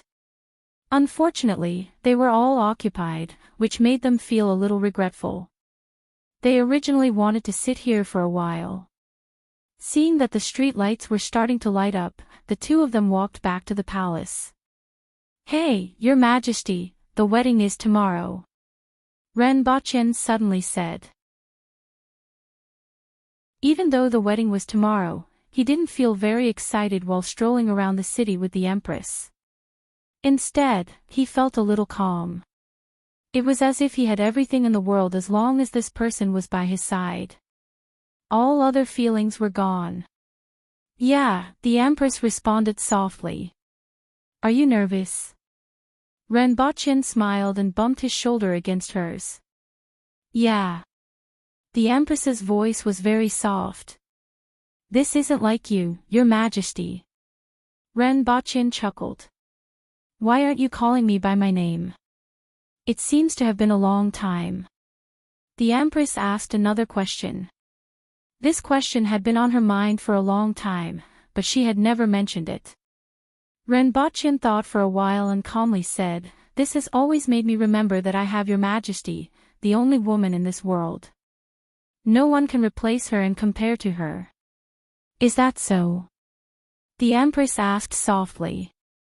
This answer was somewhat unexpected. In fact, she quite liked it when Ren Baqin called her by her name because he was the only one who would do that. However, this answer wasn't annoying. On the contrary, she was a little happy. Ren Baqin pulled the Empress's shoulder and stretched his face forward, then. Chapter 835. Ren Baqin left the palace before midnight. After all, he couldn't stay in the palace the day before the wedding. His clothes were sent to the Tong residence in advance. Although it was late at night, there weren't many dark spots in Lon City due to the street lights. At this time, all the mansions on Jingyang Street were brightly lit, and servants were busy decorating the walls. There were all kinds of flowers. No one knew when they had brought them into the city. At this moment, all of them were hanging on the wall, turning Beihong district into a sea of flowers. There were 2 sunflowers in the eyes of the skulls. They were probably too cute in the eyes of the aboriginals. There were garlands on the thighs. The spines of ferocious beasts that were a few meters long were wrapped in flowers. There were hand bones stuck on the top of the wall, each holding a red flower in its palm. The white bones danced with the flowers, and the fragrance assailed his nostrils. Ren Baqin felt even colder. Great Elder Shi Qin got someone to move a rocking chair and table in front of the door. He and Junior Elder Ko Zhihai each held a circular fan and watched the busy people around them. Seeing Ren Baqin come over, they smiled and nodded. Ever since the Empress returned from the 60,000 mountains and told them about Qi's sitting situation, Ko Zhihai had become more well-behaved. Ren Baqin cupped his hands at them and continued forward. There wasn't much difference between the front and the back as people were busy everywhere. Tu Wan, the Minister of Revenue, Xian Hua, the Minister of Rights, Shui Yan, the Minister of Justice, Xiong Yaohe, the great general who supports the nation, and the residences of the 5 protectorates in Lon City were all in Beihong district next to Jingyang Street. This was the core area of Lon City, and almost all of them were busy at this time. Further away, in a more remote area, were the mansions of the various ministers. At this moment, they were also brightly lit. When he arrived at the front of the Tong residence, they were naturally making preparations. The courtyard was cleaned, watered, and sprinkled with flower petals. A fierce-looking middle-aged man stood outside the door and laughed when he saw Ren Baqin. "Greetings, Zhao Prince Consort." Yesterday, Ren Baqin's title as a prince consort had been registered and officially posted on the bulletin boards of all the streets. In other words, even though there was still half a day before the wedding, Ren Baqin was now a prince consort. Ren Baqin inexplicably recalled that the person who named him when he was young said that he could live to be 8,000 years old. He always felt that it was F*King nonsense, but he didn't expect it to actually come true. As for her younger brother, Ren Wanyan. Oh, that was a random name that her father had given him to match her. Ren Wanyan had always resented this. 1,000-year tortoise and 10,000-year turtle. Thank you for your trouble. Renbochin jumped down and cupped his hands. The man in front of her was Tong Jinye's son, Tong Shan, and Tong Lan's father. He was a typical henpecked husband, mainly because he couldn't beat his wife. Tong Lan's mother was called Tai Kuang, a name that didn't sound like a woman's at all. Her father, Tai Feng, nicknamed Madman Tai, was the commandant of the Protectorate of the Northeast. Madman Tai had been called Madman Tai for half of his life. Later, when he had a daughter, he decided to take the name Tai Kuang. Zhao Prince Consort, you are too polite. This is the honor of the Tong family. Tong Shan laughed. Please come in and talk. My father is already waiting. Not long after he entered the door, he heard a crisp greeting, Yagüe. Tong Lan was still dressed in white, but she had a red belt tied around her waist and a red headband tied around her head. Tong Lan had grown a lot taller and was almost 1.4 meters tall. Here, this is for you. Tong Lan jumped to Renbochin's side in a flash and handed him a box. Renbochin took it with a smile and said, thank you. This little Lolita was quite cute at times. He looked down and saw 3 words on the box, bone healing ointment. Renbochin looked up with a fake smile and asked, have you done your homework? Come on, let's hurt each other. Tong Lan's face immediately collapsed, and she whimpered, I spent half a month's allowance to buy it. She rolled her eyes at Renbochin until her pupils couldn't be seen. Then, she jumped over the wall and disappeared. After entering the main hall, he saw a few tall and burly men hanging red cloths. Tong Jinye was sitting there and drinking wine. Zhao Prince Consort is here. Tong Jinye looked up and saw Renbochin with a fake smile. Sir Tong, do you have a toothache? Renbochin's smile was almost identical to Tong Jinye's. Was that stone thrown by Zhao Prince Consort? What stone? Renbochin didn't understand. The 2 bald men looked at each other and burst out laughing. It seems like I made a mistake. Tong Jinye slapped Renbochin's shoulder, which sounded like a wooden stake being hit. I don't know what Sir Tong is talking about, but I think you must have made a mistake. Father, I'll go out and get busy, Tong Shan said. Tong Jinye waved his hand and chased Tong Shan out. Change your clothes first. Tong Jinye led Renbochin to a room at the back and said, everything is inside. Do you need help? Renbochin looked at the 2 fierce bald men behind Tong Jinye who were trying to put on a gentle expression. He felt a chill run down his spine and said, no need, I can do it myself. After entering, he found that there were 2 young women in green who didn't look like aboriginals. Most importantly, their eyes were watery, and their cheeks were flushed. They looked shy and timid. What the hell were they doing? I've already made arrangements. Help Zhao Prince Consort put on his new clothes. Tong Jinye laughed at the door. Renbochin shivered. Tong Jinye found 2 young women from a brothel to help him change his clothes. What were they trying to do? Wasn't it just throwing a stone? Was there a need to be so ruthless? Believe it or not, Her Majesty would beat the sh*t out of you. Hey, what are you 2 doing? Don't touch. What are you touching? Renbochin was nervous. These 2 girls were quite strong and were actually at the earth will level. He was stripped naked by the 2 of them without much resistance. The 2 women immediately cried out in alarm, and their faces were dyed with a touch of red. This was the first time they saw something that was glowing. Based on their actions, expressions, voices, and hands, it was no wonder that old fool Tong Jinye enjoyed it every day. Fortunately, that old fool didn't dare to go overboard. The 2 of them didn't want to be imprisoned under the palace by the Empress tomorrow. They carefully helped Renbochin change into a set of bright red clothes and cautiously retreated to the side. This set of clothes was a bit similar to the court's formal attire, but it was more complicated. If it weren't for these two, it wouldn't be easy for Renbochin to wear it. Renbochin stood in front of the mirror and expressed his satisfaction. The main thing was that he was handsome and looked good in everything he wore. Furthermore, he was in high spirits during happy events. Even his forehead was glowing red when he wore this set of clothes.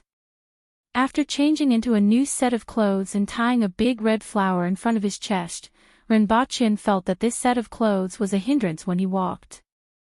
As soon as he stepped out of the door, Tongjianye grabbed him by the arm and led him to the side hall. It's still a long time before daybreak. Why don't we drink some wine? Renbochin was shocked. F***ck, this is my wedding. You want me to drink? Drinking is a hindrance. Let's talk about it another day. Renbochin wanted to slip away, but Tongjianye's arm was like an iron clamp. Just 1 or 2 cups will do. What's there to be afraid of, Sir Ren? Tongjianye laughed heartily. Besides, there's still green vine soup. I've already prepared it. Someone threw a stone at me yesterday, and Zhao Prince Consort happened to be nearby. I wonder if he saw it. Renbochin's mind was filled with 3 words, what a sin. Let me tell you, old man, I won't drink today even if you beat me to death. After entering the room, 3 jars of wine were carried up. Tongjianye carried a jar in one hand and a funnel in the other. Sir Ren, do you want to do it yourself, or do you need my help? 1 hour later, Sir Ren, if this new set of clothes is stained with wine, Her Majesty will inevitably be angry. Why don't you take it off first? Tongjianye's voice was loud enough to lift the roof. 1 hour later. Renbochin, who was wearing only underwear, was dumbfounded. In front of him was Tongjianye, who was also wearing underwear, revealing his muscles, and dancing on the table. Where's the green vine? Soup. Coming, right away, ha ha ha ha. 1 hour later, whoosh, whoosh.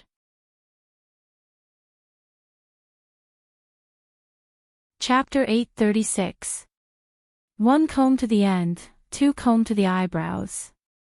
The Empress's thoughts drifted as she listened to the voices. She lowered her eyelids and seemed to be resting. At this time, several female officials were circling around the Empress. Even Qing Yuan and Hong Luan were pushed to the side. Some of them were preparing the bedding in the palace. The bedding on the couch had been changed to red, and the couch was surrounded by a circle of red muslin. In addition, a 100-child tent was hung outside the red muslin, and a 100-child quilt was placed on the couch. Although the fertility rate of the Aboriginals wasn't high, people always had to have some ideals. On the table next to the bed were large red candles with the golden word, happiness. The sky had just brightened, but the palace had been preparing since last night. The entire palace was decorated with lanterns and streamers. After a while, the Empress's fine black hair was braided into countless small braids. At the end of each braid was a small golden bell that made a crisp ringing sound as her hair swayed. Originally, the Empress was going to comb a phoenix coronet, a hairstyle that was decorated with golden phoenixes and jade. However, the Empress chose a hairstyle that was commonly used by Aboriginal girls and decorated with golden bells. This was because the phoenix coronet was often used by Great Xiao's noblewomen on formal occasions. As the Empress of the Aboriginals, she naturally wouldn't choose this kind of hair ornament at this time. As for the hair ornament that an Empress should wear on her wedding day, no one had designed it yet. There were at least 100 braids, and they were tied together with a headband inlaid with red gems to form a high ponytail. Your Majesty, it's done. The Empress opened her eyes and saw the heroic and beautiful lady in the mirror when she heard these words. Your Majesty, no matter what hairstyle you have, you are still so beautiful. A female official pursed her lips and smiled. This was a heartfelt praise.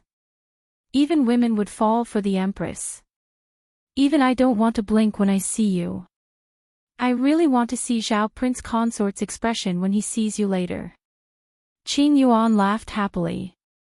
The Empress listened to the praises of others and wanted to know what kind of expression he would have when he saw her. She stood up from her chair and gathered a group of people to help her change her clothes. The main color was red, and the robe had large sleeves. There was a golden phoenix and flower embroidered with golden thread, and it looked exceptionally gorgeous.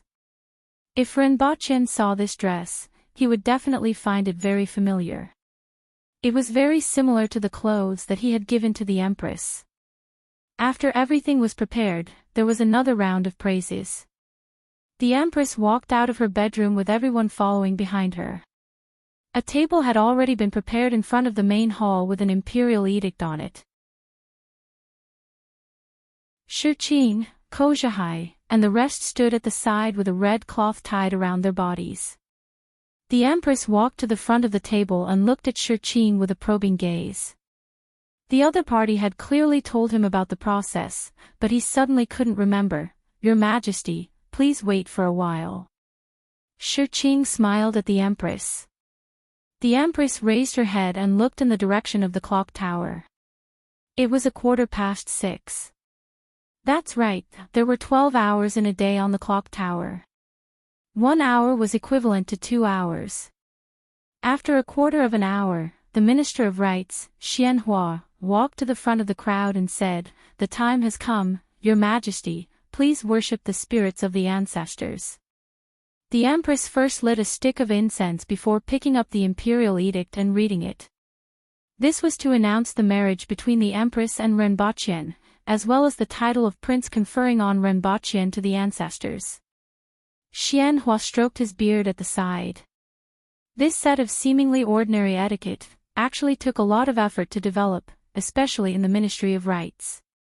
Other than the Honglu Bureau, which was used to receive envoys from other countries, the Taichung Bureau was like a big cat with 2 or 3 strands of hair and had never played any role.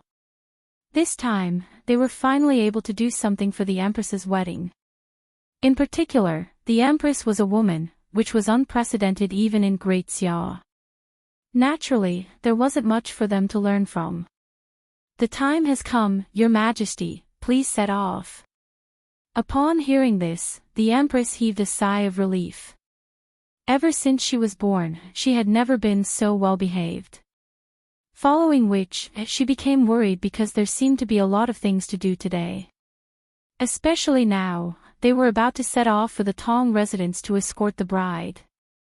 When they arrived at the palace, there were already 100 imperial guards standing in front of them.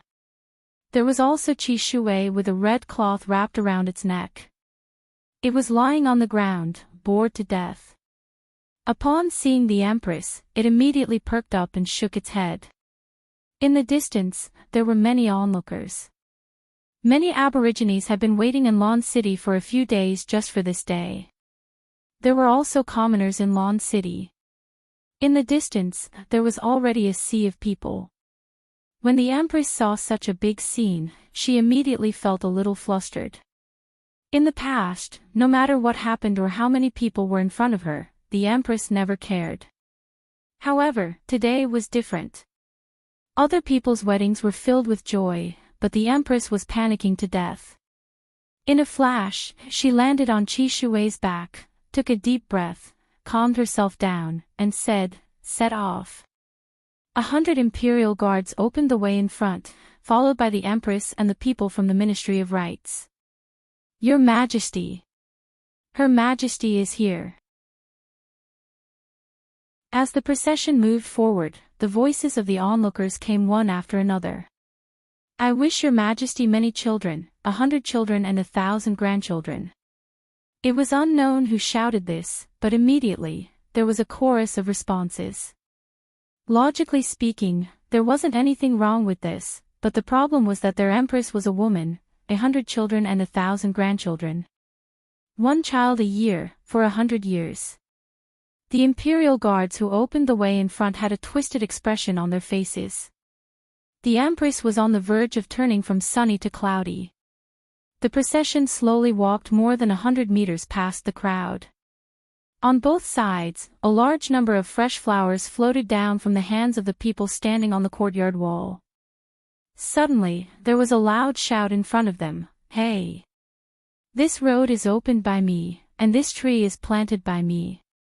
If you want to marry a prince, you have to defeat me first." Immediately, there was a burst of laughter. It was unknown whether they were laughing at the first half of the sentence or the one about marrying a prince. Many people then reacted. It was actually a woman marrying a man. All of them had a strange look on their faces. Immediately, the Empress's face turned black. "Qin Chuan, you are simply asking for a beating."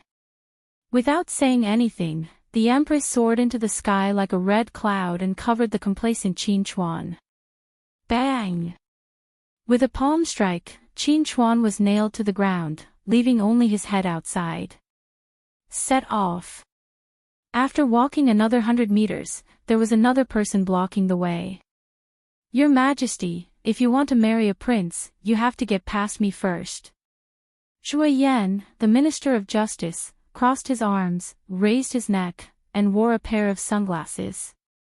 This time, the Empress went easy on Zhuo Yan and used 3 moves to defeat him before the procession moved forward again.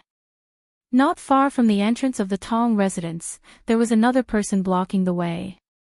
"Your Majesty, you shouldn't have come." Hong Wu stood there shaking his head. Not only was he there, but he was also holding a long iron rod in his hand.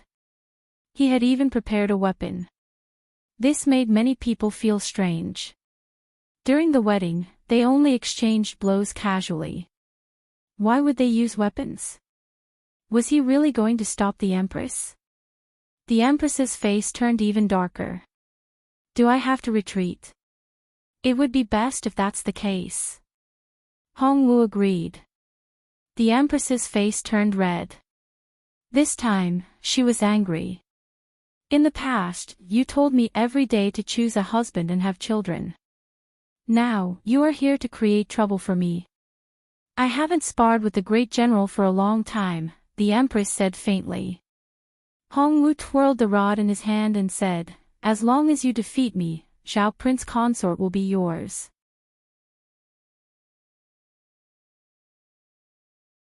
Chapter 837. In the backyard of the Tong residence, a lady hurried into a side courtyard. She looked to be in her 30s, and her hair was casually tied behind her head. Tong Lan could be vaguely seen between her eyebrows, but her face was extremely cold. She was Tong Lan's mother, Tai Kuang, and basically handled all the affairs of the Tong residence. She didn't feel anything wrong when Tong Xingye dragged him out for a drink last night. However, the Empress was almost at the door now, and the two of them hadn't come out yet. She knew that something was wrong. "Young madam." 2 burly men were sitting in the courtyard in a daze and quickly got up when they saw her. Not only did this young madam handle the affairs of the residence in an orderly manner, but she was also quite strong. In another 10 or 20 years, she might even break through to the cardinal heaven level and be respected in the residence. "Are father and Zhao Prince Consort inside?" Tai Kuang asked coldly. "Yes," the two of them replied honestly. Tai Kuang walked in with a cold expression. They quickly stopped her and said, "Young madam, the minister said that no one is allowed in before Her Majesty arrives." "Is that what father said?" Tai Kuang raised his head and looked straight into their eyes. "Yes. All the more reason for me to go in. Father is acting willfully, and you two don't know what's good for you."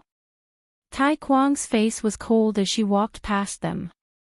They wanted to stop her again, but a pair of white jade-like palms pressed against their chests and sent them flying into the wall. "Humph." Tai Kuang snorted and pushed open the door to see the mess in the room. The two of them were only wearing underpants, and the smell of alcohol filled the room. Zhao Prince Consort was lying on the ground while Tong Xingye was lying sideways on the table. Both of them were snoring loudly. Tai Kuang gritted his teeth. Needless to say, Her Majesty would be furious if she saw this scene. Zhao Prince Consort would definitely be punished, and Tong Xingye wouldn't be able to escape either. Tai Kuang couldn't understand what Tong Xingye was trying to do. Just to drag Zhao Prince Consort into punishment? Even at the cost of his own life. This was simply a mutual destruction. Someone. Tai Kuang turned around and ordered, "Get someone to prepare some green vine soup." Immediately, 2 more people will help Zhao Prince Consort wipe his body and put on new clothes. He listened carefully to the sounds of battle in the distance and thought to himself, "Great General, you must delay His Majesty for a while longer." A few minutes later, Ren Baqian woke up with a splitting headache and a tumultuous stomach. He cursed, "Tong Xingye, you old bastard, you tricked me." However, even though he was cursing, his voice wasn't very loud. He didn't even have the strength to shout now. He felt like he would vomit if he moved. Even though he had attained the earth will level and his physical fitness was incomparable to that of an ordinary person, he would still have a headache after a hangover. He would also vomit if he drank too much. Last night, there were 3 vats of wine, and each vat contained at least a few dozen kilograms. Even if the degree was not high, it was enough to kill him. Tong Xingye lay on the ground and laughed. He looked rather happy. Friends across generations should share joys and sorrows. This old man will also suffer misfortune with you. What else did Zhao Prince Consort have to say? Why isn't His Majesty here yet? Ren Baqian immediately gritted his teeth. Your death will be worse than mine. Tong Xingye said unhurriedly, if it were in the past, it would be hard to say. But today, take a guess. Ah. Ren Baqian was so angry that he wanted to jump up and hammer him. Why exactly? Ren Baqian gritted his teeth. It couldn't be because of that stone, right? Tong Xingye, this old bastard, had been sent flying by the Empress's kick many times. Tong Xingye turned his head to look at both sides and said, "All of you, back off." Then, he grunted and said, "Yesterday, I was shocked by Her Majesty when I jumped out for that stone and got kicked. I can't stand up after I go back. Who do you think I should look for to settle this score?" Ren Baqian's face turned green and white. You have 1 foot in the coffin, you old bastard. I'm still young. According to the lifespan of a Cardinal Heaven expert, I can live for at least another 100 years. Ren Baqian was speechless. According to his lifespan, this seemed to be the case. Tong Xingye was only over 60 years old. According to his lifespan, he could still live for another 120 years, which was indeed considered young. He turned his head and scolded, "You are on the verge of death, and you still want to live for another 120 years. Bah! Tomorrow, I will reserve a piece of land for you under the square in front of the palace." Ren Baqian's phlegm brushed past Tong Xingye's head and flew out. Bah! Tong Xingye spat back. Bah! Bah! Bah! Ren Baqian hit him 3 times in a row. Is the green vine soup ready? Tai Kuang was speechless as she watched the 2 of them spit at each other. If it weren't for their status, she would have gagged them. It's coming. It's coming. After gulping down a bowl of green vine soup, Ren Baqian immediately felt his stomach warm up. It was as if a stabilizing needle had been set up in his stomach, and it slowly began to calm down. Sir Hong has been defeated. Her Majesty will be here soon. Someone rushed in to report. At this moment, not far from the Tong residence, Hong Wu's long rod had already flown to the side. The iron rod, which was as thick as a forearm, had already formed an S shape. The surrounding courtyard walls had collapsed, and the bricks on the ground were shattered. If the 2 of them hadn't fought in this small area, the entire street would have been destroyed. Those who knew that this was a wedding, but those who didn't would have thought that it was a demolition. There were bruises on Hong Wu's face, and he looked a little lonely. Your Majesty has grown up, and I'm old. Even though the Empress was stronger than him a few years ago, Hongwu didn't use his blood essence and didn't bring his best bow. He had used all his other means, but he still couldn't do anything to the Empress. He could feel the gap between their strength increasing. The Empress's face darkened. Great General, are you serious? Hongwu shook his head. I just want to test out your Majesty's means. Then, he revealed a gratified smile and said, Your Majesty's talent is unmatched even by the previous 2 emperors. I believe your Majesty will reach a level that no one has ever reached before. This is the prosperity of the Aboriginals. The prosperity of Deo. Woo! The prosperity of the Aboriginals. Your Majesty. Your Majesty. Your Majesty. The commoners in the distance heard Hongwu's words and immediately became excited. The entire street was filled with cries of, Your Majesty. The little lowly Tonglan was lying on top of an intact wall and looking at the Empress, who was receiving the cheers of the people on the street. She was very excited. Her Majesty was her idol and had always been her idol. As for Yagüe. Tonglan thought about it and felt that Yagüe was quite smart. Even though he wasn't worthy of Her Majesty, there was probably no one else in the world who was worthy of her. He was considered pretty good, but he was a little weak.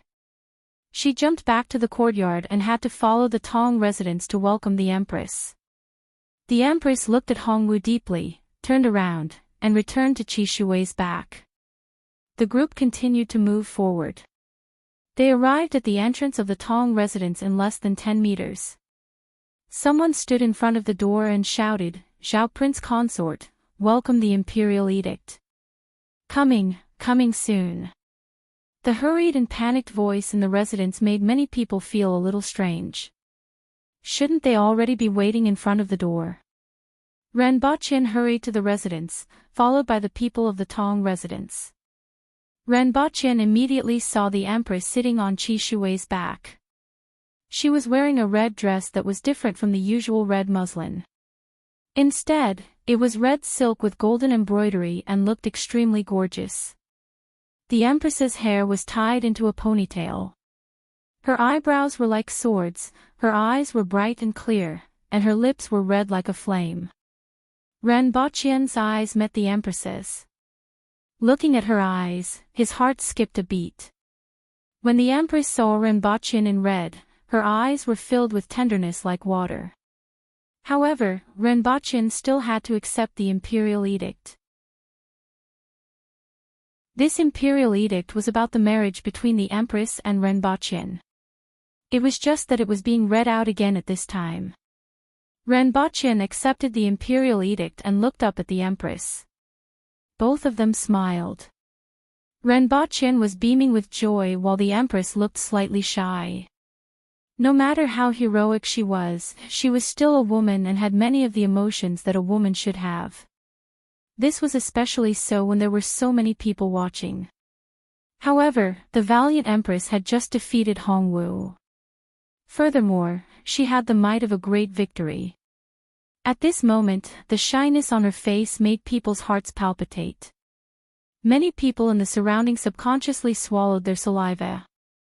The Empress came down from Qi Shui's back and walked toward the Tong residence. She would spend the next half of the day there, where there was a banquet. She could only return to the palace at dusk. After that, there would be a wedding ceremony, celebration, and banquet. When she walked past Ren Baqin, the Empress suddenly smelled an extremely strong smell of alcohol. She thought about how Ren Baqin came out in a panic just now. She was fighting for her life outside, and he was drinking inside. Ren Baqin saw that the Empress's mood was turning cloudy, so he immediately took the initiative and said, Your Majesty, Sir Tong has caused me so much trouble. Whoosh!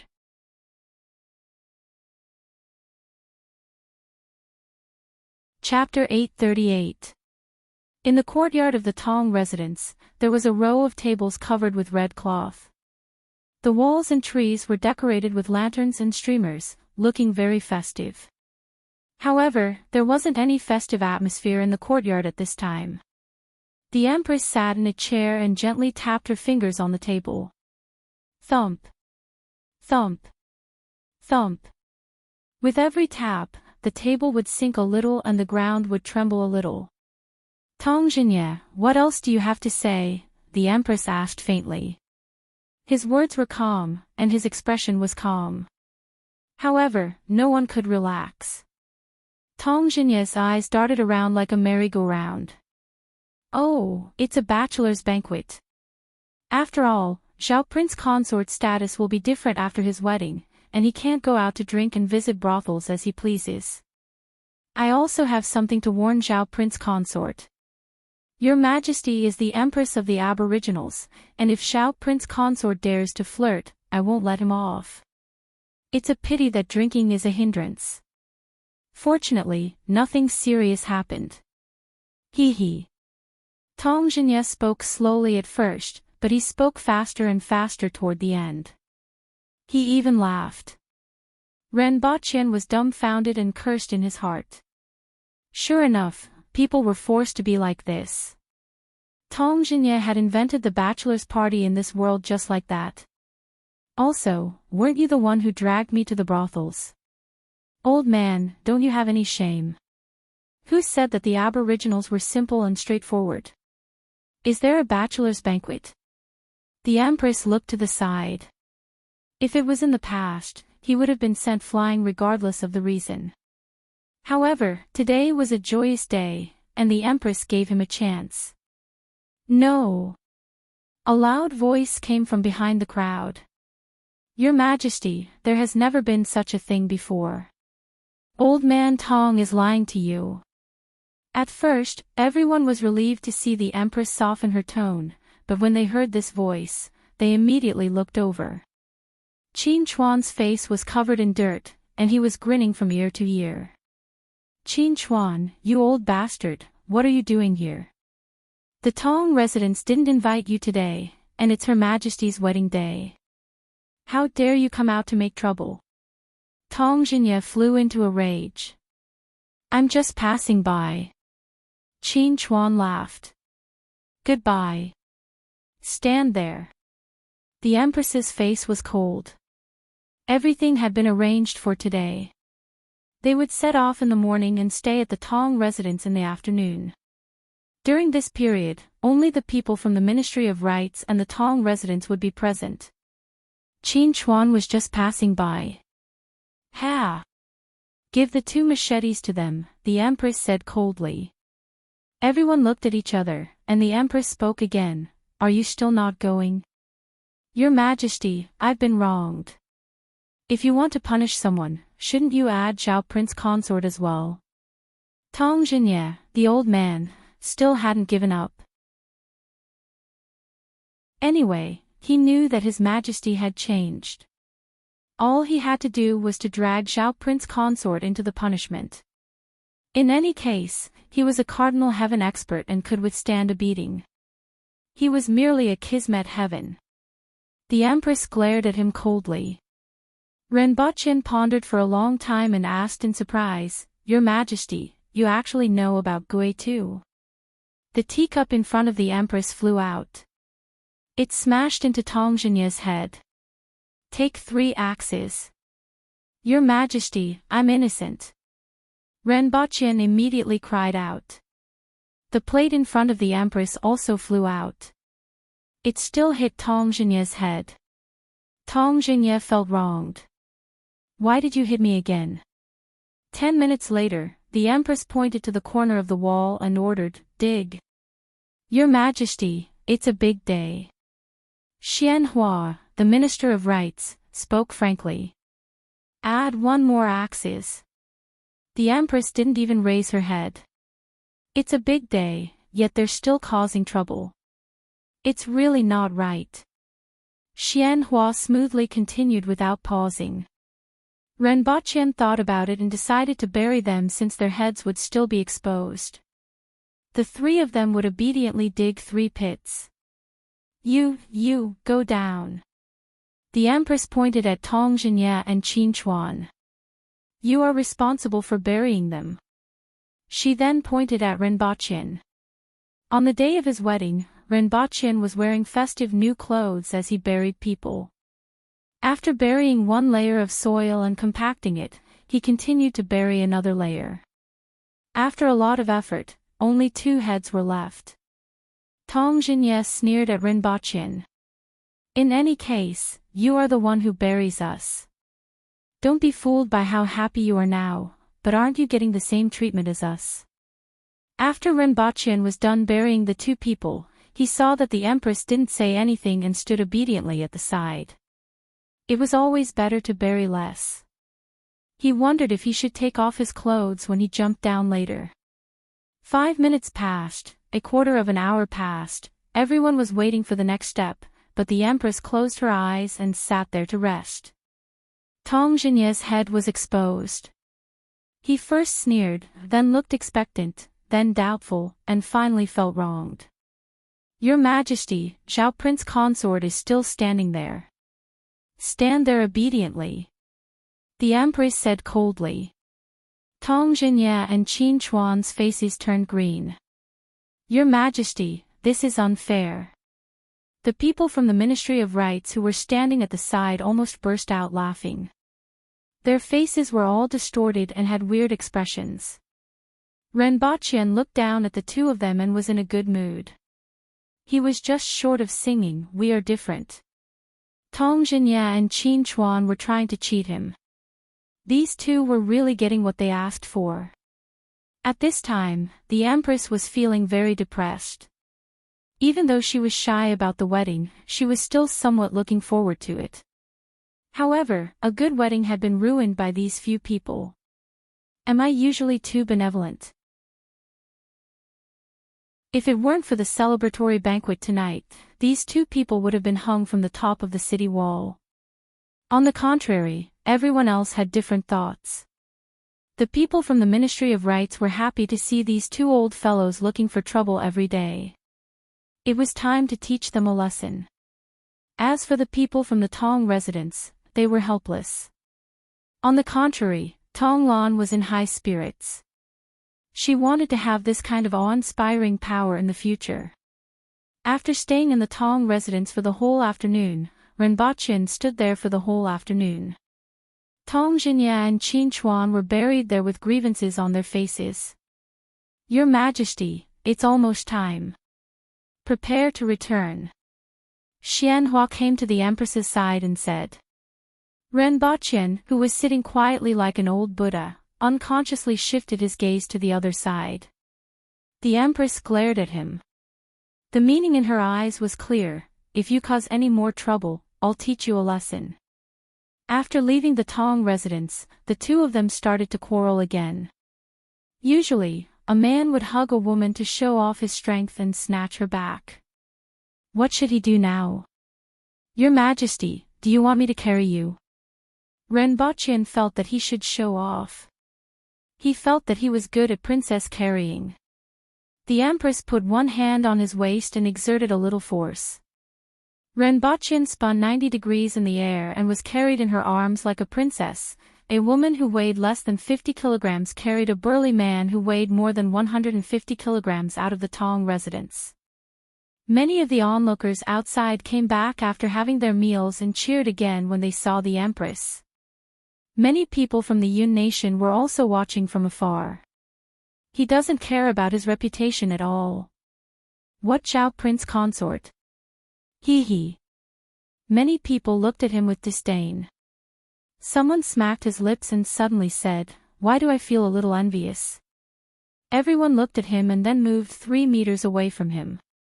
Although 99% of the men were envious, how could they say this?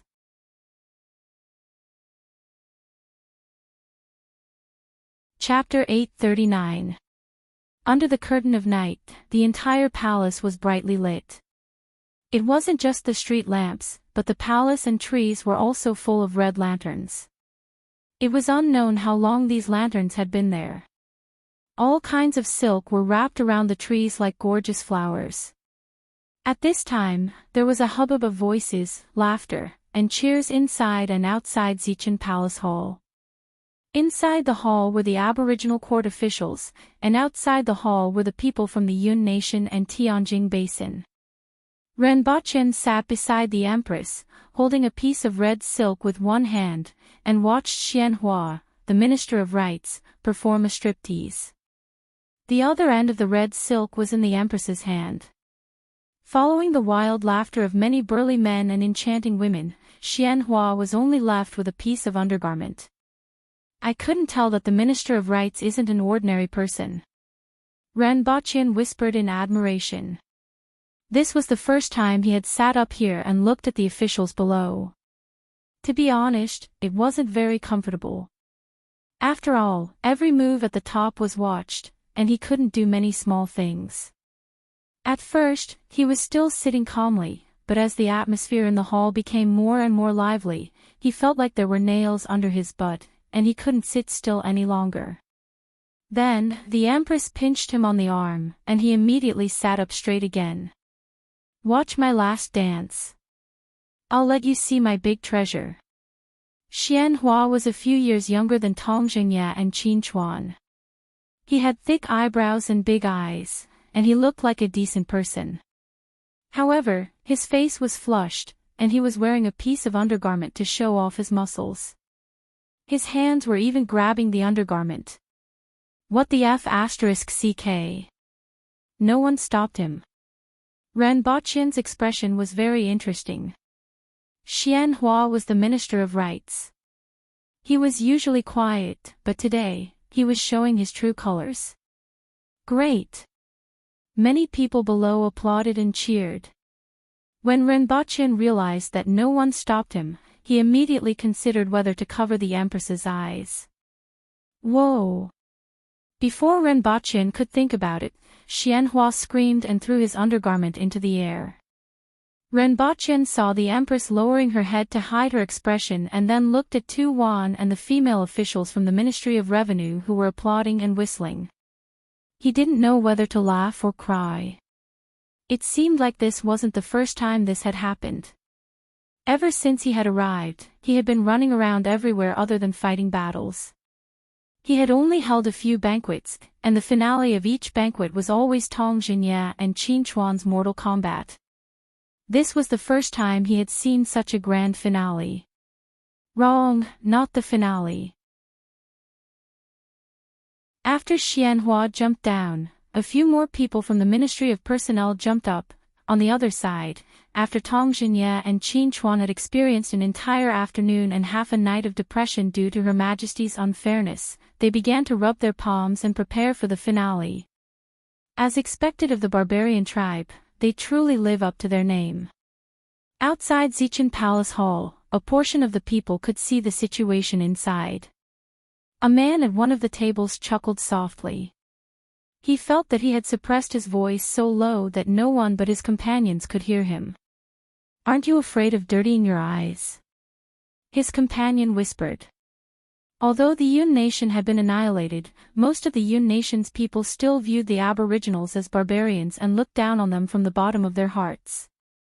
Especially when he saw the scene in the main hall, he could not help but mock. Although they didn't dare to let others hear it, they weren't worried about it since they were companions.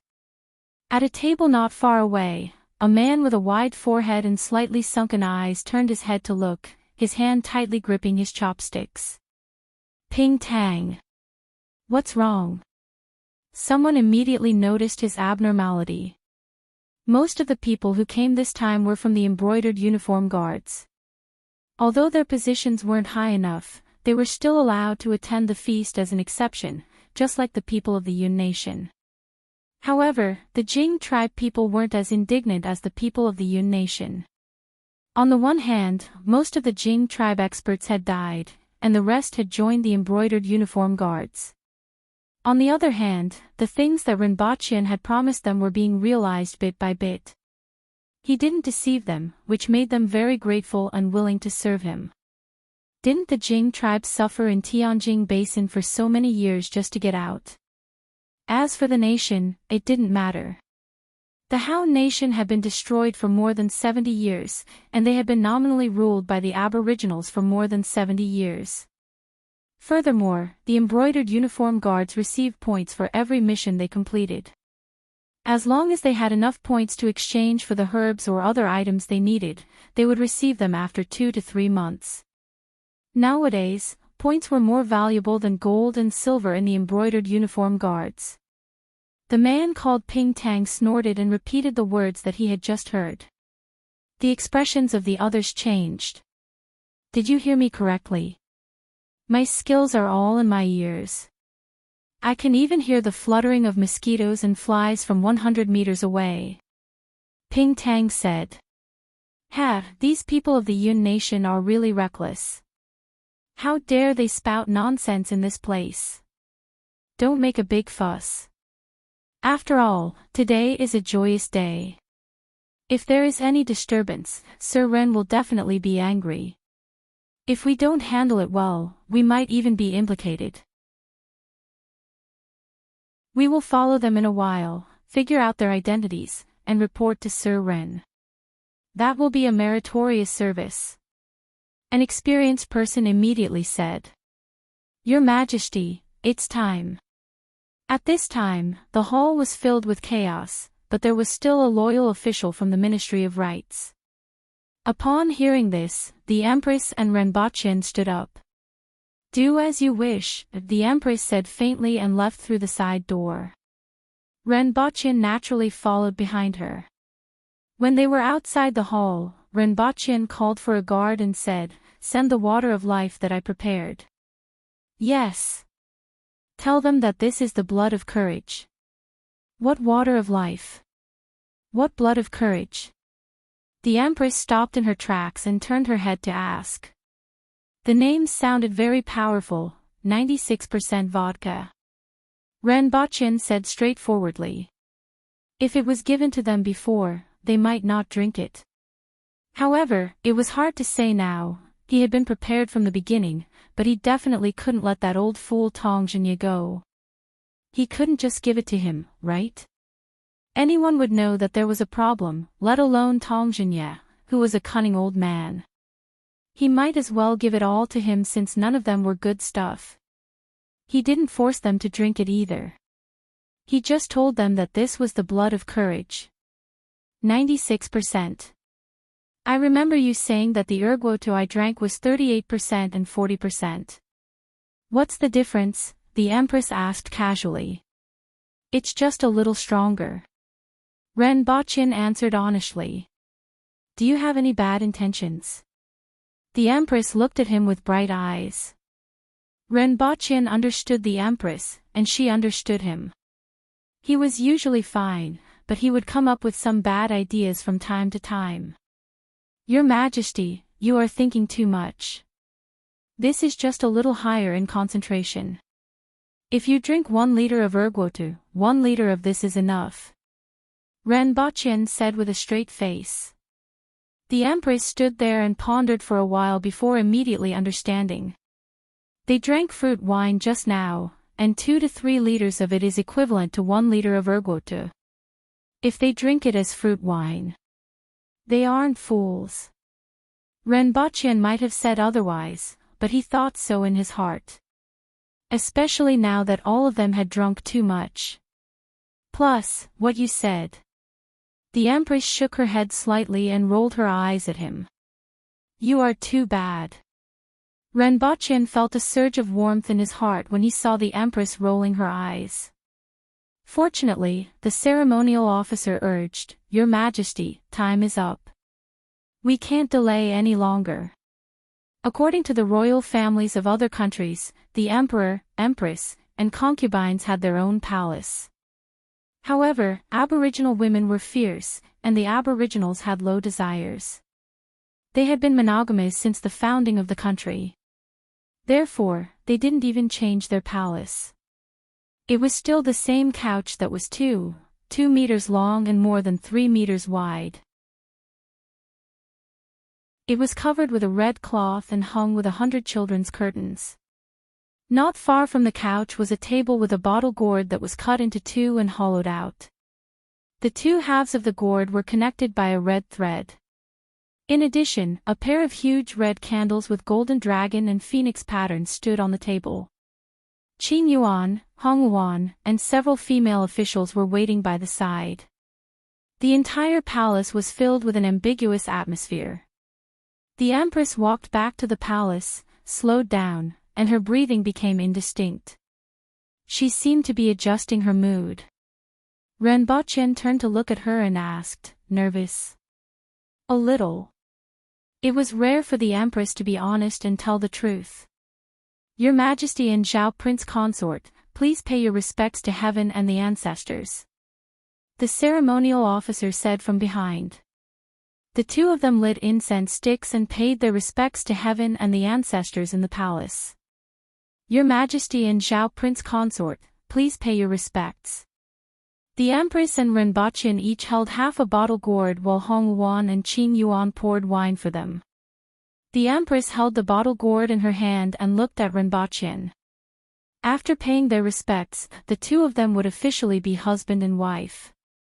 It seemed like the simplest etiquette, but it had the most solemn meaning. Of course, he was willing. However, there were still some feelings in her heart. The person she met a few years ago on the side of the road was now her husband. The affairs of the world were really unpredictable. The same thought appeared in Ren Baqian's mind. A few years ago, he almost lost his head. Then, he saw the heroic woman in the carriage, and now, she was his wife. The ceremonial officer stood there and saw that the two of them were motionless, so he had no choice but to say, "Please drink up."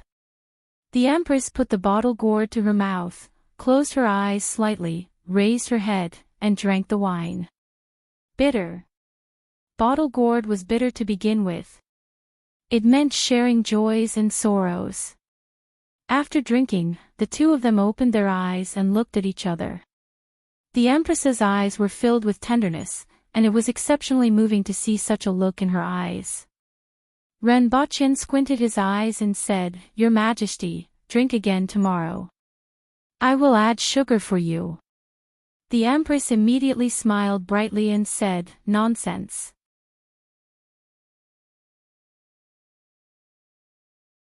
Chapter 840. This bottle is exquisite. It's made of glass, right? What's written on it? Tong Jingye's face was flushed as he held the bottle and exclaimed in admiration. He burped and emitted the smell of alcohol. "The blood of a warrior. I'm going to have a taste then." Tong Jingye gulped it down, and the strong smell of alcohol filled his mouth. Then, he felt like a knife had slid down his throat and reached his stomach, lighting a fire. "Pfft, what's this?" Tong Jingye was shocked. This couldn't be considered alcohol anymore. It was like swallowing a knife into his stomach. "Zhao Prince Consort, you are really ruthless." Everyone was puzzled as they each held a bottle and took a sip. Pfft, pfft, the sound of alcohol being sprayed was endless. Although they were Cardinal Heaven experts and had strong bodies, it didn't mean that they didn't feel anything. Their internal organs were especially soft, and this mouthful was like a sea of fire in their stomachs. One had to know that the alcohol that they usually drank was less than 10% alcohol. Occasionally, they would get a bottle of 38% to 40% alcohol from the Empress, which was considered the highest alcohol they could get. It was practically like a burning knife. This was the water of life with 96 degrees of alcohol, which was almost equivalent to pure alcohol. Ha ha ha ha. This is indeed the blood of a warrior. How can a woman like you drink it? Qin Chuan saw Tong Jingye's expression and immediately laughed provocatively. "Old bastard, do you want to compete?" The veins on Tong Jingye's forehead were bulging. "If it weren't for you in the afternoon, I would have dragged Zhao Prince Consort down with me." Coupled with all the previous incidents, this feud couldn't be washed away even with rivers and lakes. You actually have the guts to do that?" Qin Chuan's face was full of shock, which made Tong Jingye want to eat him alive. Come. Whoever can't drink it first loses." The onlookers immediately piled the liquor boxes around them and applauded. They watched with great interest as the two of them competed in alcohol. The two of them tilted their heads back and gulped down a bottle. Then, their faces immediately became as colorful as a mill. Today is Her Majesty's wedding day. If you are willing to admit defeat, I will let you off. The colors of red, white, blue, and purple on Tong Jingye's face turned red, white, blue, and purple before finally settling on his back. Steam almost came out from his forehead as he glared at Qin Chuan fiercely. Why would this old man be afraid of you, you bastard? Qin Chuan also glared at him fiercely. Drink another bottle. Do you admit defeat? You talk too much nonsense. The two of them had been enemies for decades. As long as they met, they would rather die than take a step back. After one crate, the two of them began to stagger. After consuming 2 boxes, Tong Jingye staggered a few steps, turned around, and spat out a mouthful of alcohol directly onto the palace lantern in the corner. Boom! A huge fireball. Everyone, the dozens of bigwigs present, stared blankly at the rising fireball in the corner. What was going on? Someone tried to spit out the wine in his mouth. Boom! Another huge fireball appeared. Oh my God, this water is on fire. What the hell is this? Someone spat out another huge fireball. Another huge fireball. Another one. It's on fire. Minister of Revenue Tu Wan rubbed her forehead, her eyes blurred. It's on fire. Minister of Justice Shui Yen deeply agreed. He knocked his head from time to time, feeling dizzy. Xian Hua laughed, ah ha ha ha ha. At this time, in a corner of Zichen Palace, the cloth curtain was already burning. Minister of the Ministry of War Lian Liang was in a daze for a while. He shook his head and stepped forward. Sirs, let me do it. He took a step forward a few meters and slapped with his palm. The wind howled in the air, and the blazing flames seemed to be suppressed. Boom! When the dust dissipated, the cloth curtain, the flame, and even half of the wall had disappeared without a trace. This old man is old and can't compare to the young people.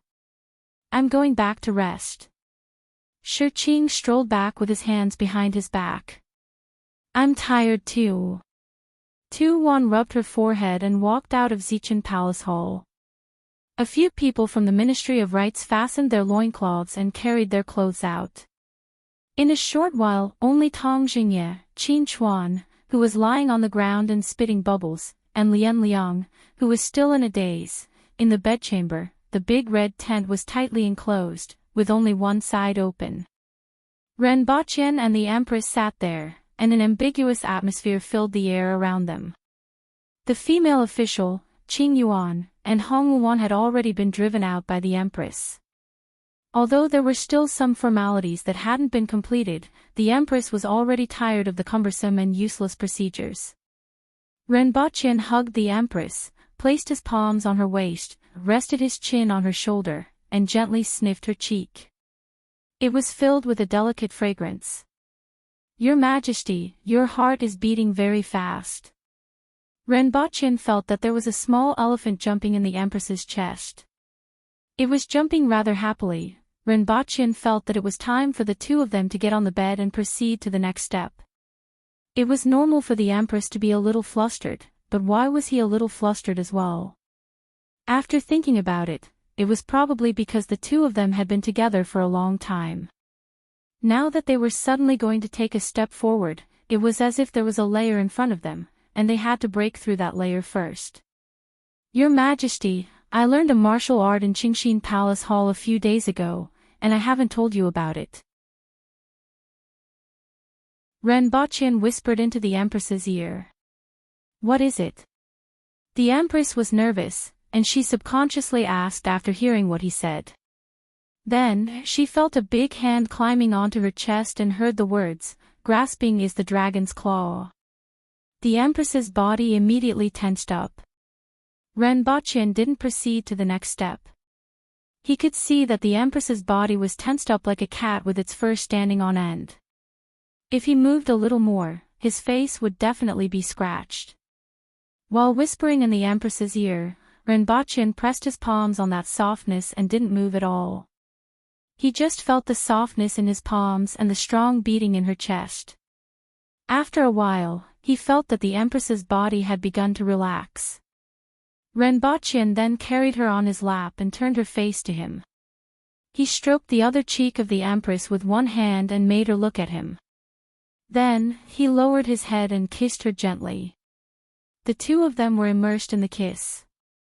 From time to time, Renbochin would open her pearly white teeth and let the tip of his tongue penetrate deep. There seems to be a sound. The Empress raised her head and looked out of the palace hall. The sound seemed to be coming from Zichan Palace Hall. Don't worry about them. What can happen to dozens of Cardinal Heaven experts? Renbochin laughed. At this time, he couldn't let outsiders disturb their wedding night.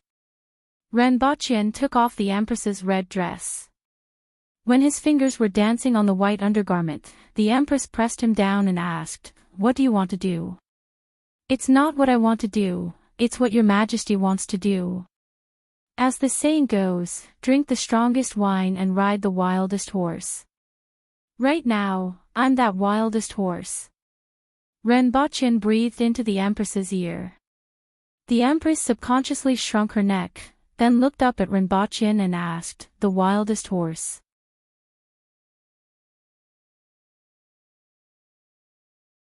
Chapter 841.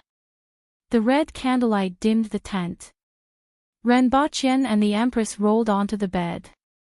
Renbochin hooked his leg, and the red curtain fell, separating the inside and the outside into two different worlds. Only a little candlelight penetrated the red curtain. The Empress was wearing a white inner garment, and her braided hair hung down from her face. Renbochin lifted his upper body, hugged the Empress, and kissed her on the mouth. One of his hands was placed on the Empress's waist while the other hand was caressing her back and gently moving around. The Empress snorted, blushed, lowered her eyelids, and allowed him to do whatever he wanted. After a long kiss, Renbochin gently pulled the Empress's collar open, revealing a breathtaking scene. The Empress's figure didn't need to be changed, and it happened to be the perfect size. Her collarbone was sexy and provocative, and it drew a seductive arc downwards. The highest point of her pink breast stood erect. Her skin was as delicate as mutton fat, and it was so fair that it made people go crazy. Coupled with the Empress's shy expression and the scenery between the gaps of her white inner garment, Renbochin felt as if a fire had been ignited in his heart. In the blink of an eye, it became a prairie fire. This is the most beautiful masterpiece of the Creator. Nothing in the world can compare to it. Renbochin exclaimed in admiration.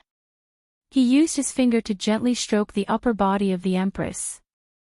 When he passed a certain point, she snorted again, and a rose-like pink spread from her neck down. The Empress opened her eyes a little, gently bit her lip, and squinted her eyes, which were full of temptation.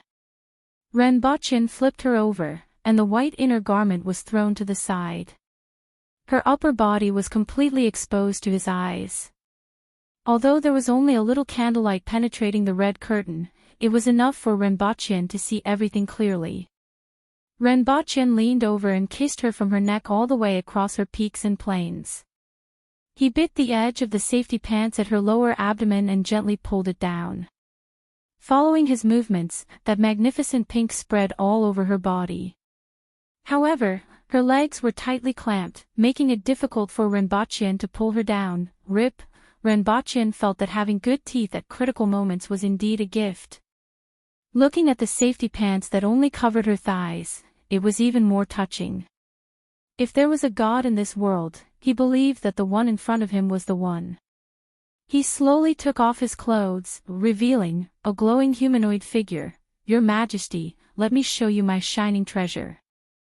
As he spoke shamelessly, he kissed her from her lower abdomen upwards.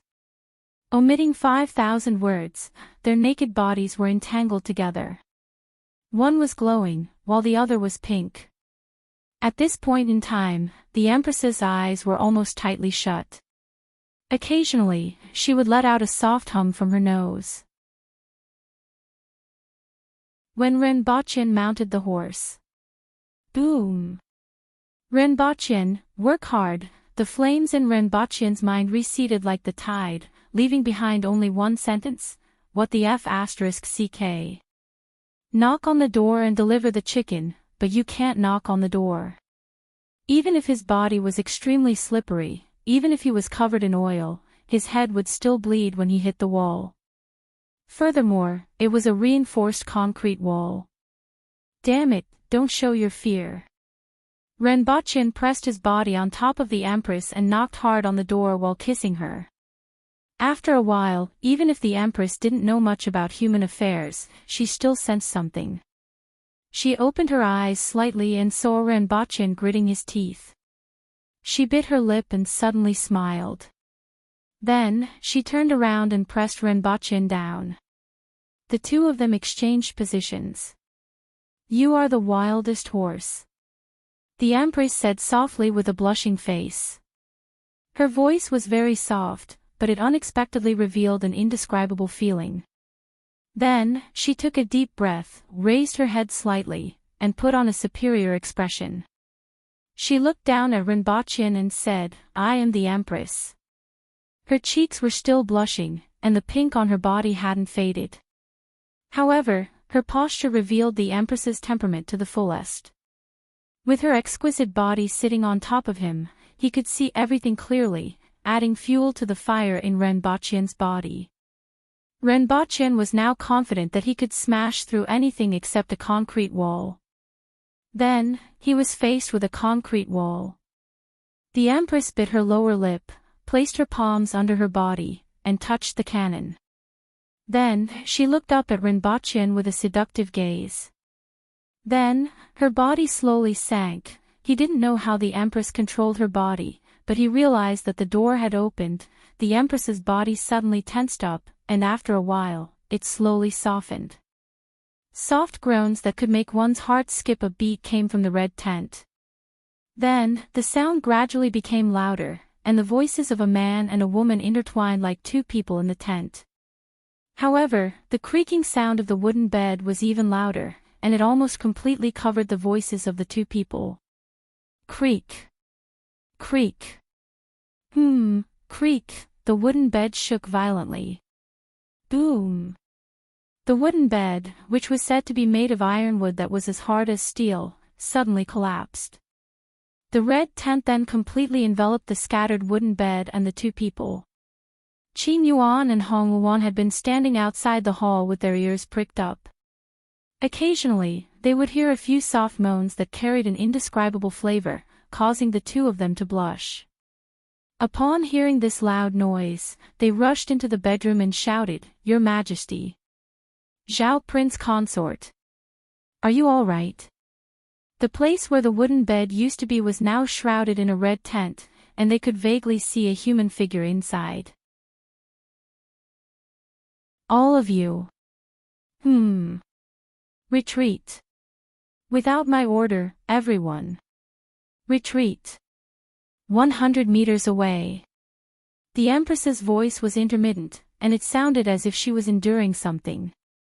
This voice made Qin Yuan and Hong Wuan blush spread from their foreheads to the soles of their feet.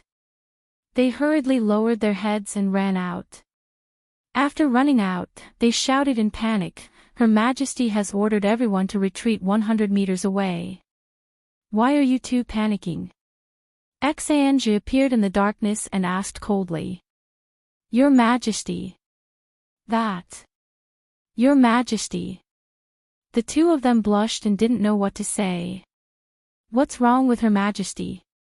Her Majesty is fine, but she wants everyone to retreat 100 meters away. Qin Yuan and Hong Wuan hurriedly said. Seeing their expressions and tone, Xianzhi was even more puzzled. I'm going to see Her Majesty. You can't go. Qin Yuan and Hong Wuan wanted to stop her, but how could they? In a flash, Exanga passed them and went straight to the bedroom. However, before she reached the entrance of the bedroom, she heard a sound that sounded like a cat's meowing. What puzzled her was that the sound sounded like Her Majesty's. When she arrived at the entrance of the bedroom, she saw a ball of red rolling on the ground. A sound that sounded like a cat's meowing and a low growl were coming from it. During this pause, Qing Yuan and Hong Luan rushed over, blocked her way, and said in a low voice, "You can't go in." The two of them blushed again when they heard the sound from inside the hall. What's wrong with Her Majesty? Exanga also felt that something was wrong, but she still couldn't figure out what was going on. She inexplicably recalled that when she was being electrocuted, she seemed to have made a similar sound. Strange, Her Majesty's wedding. Her Majesty is consummating the marriage. Qing Yuan and Hong Luan blushed and wished they could bite Exanga to death. Did she have to make it so clear? Oh, this is consummating the marriage. Exanga nodded and listened to the sound inside. Although it was a little strange, it seemed like nothing was wrong. What was the order just now? Of course it's Her Majesty's. You mustn't go in now. Qing Yuan and Hong Luan said hurriedly. Exanga was stunned for a moment. Then, she thought of something and flashed back into the darkness. A voice came from the darkness, "Everyone is not to go within 100 meters of the bedroom." Seeing this, Qing Yuan and Hong Luan finally heaved a sigh of relief. They turned their heads and looked into the hole. The ball of red was still in the hole, rolling from time to time. Then, a human figure would sit up and lie down after a while. The sound in the hall was getting louder. Clang! Even the table was knocked over. Should we go and put the mirror away? That mirror is Her Majesty's favorite item. Qing Yuan peeked into the hall and asked Hong Luan softly. If you want to go, you go. Hong Luan glared at her. How could she not know what was important? Not long after the two of them left quietly, they heard the sound of glass shattering from inside the hall. Qing Yuan stuck out her tongue. She thought that the mirror must have been broken. Qing Yuan and Hong Luan hid in the shadows. At this time, the sun was already above their heads, but the two people in the hall still hadn't come out. Once they got close to the hall, they could hear the sound coming from inside that made them blush.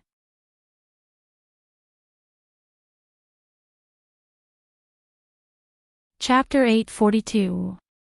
Under the shade of a tree, Qing Yuan and Hong Luan looked at each other and saw the helplessness in each other's eyes. Exanga landed in front of them and asked, "Is Her Majesty not out yet?" They shook their heads. "If Her Majesty comes out, tell her that the Great Elder is here to see her." Exanga said faintly and turned to look in the direction of the bedroom. At this time, everyone was outside the bedroom, and they could only see the upper half of the bedroom through the wall. If they listened carefully, they could hear some sounds coming from there. It had been 3 days. The two had been in the bedroom for 3 days. It took so long to consummate the marriage. Exanga began to be curious about what they were doing inside. The food that was delivered for the past 2 days was placed in the sect, but it was brought back in its original condition. Qing Yuan muttered. With Her Majesty's strength, it won't affect her even if she doesn't eat for a few days, Exanga said faintly. Without thinking further, she turned and walked outside. I'll inform the Great Elder. However, before she walked 100 meters, she heard a loud noise behind her. Exanga turned around and was shocked. The roof of the bedroom was gone. Their original positions were shrouded in dust that soared into the sky. The loud noise caused the entire palace to be in chaos. Exanga rushed to the bedroom in a few steps, but it was already completely covered in dust, and she couldn't see what was going on inside. Great Commander! Qing Yuan and Hong Luan opened their mouths wide and panicked. They finally found their backbone when they saw Exanga. Quickly save Her Majesty. Xianjia didn't even look at them and said, "This won't hurt Her Majesty." She then raised her voice and said, "Everyone, don't panic." After stabilizing the situation, she slapped forward with her palm. With a piercing sound, a hole appeared in the dust in front of her, but it was quickly filled by the surrounding dust. Seeing that this method didn't work, Xianjia pondered for a while and rushed inside. "Retreat!" The Empress's voice suddenly came from the dust, causing Xianjia to stop. The Empress's voice continued, "Call the people from the clinic over." "Your Majesty, are you injured?" Xianjia was surprised. "It's not me. Go quickly."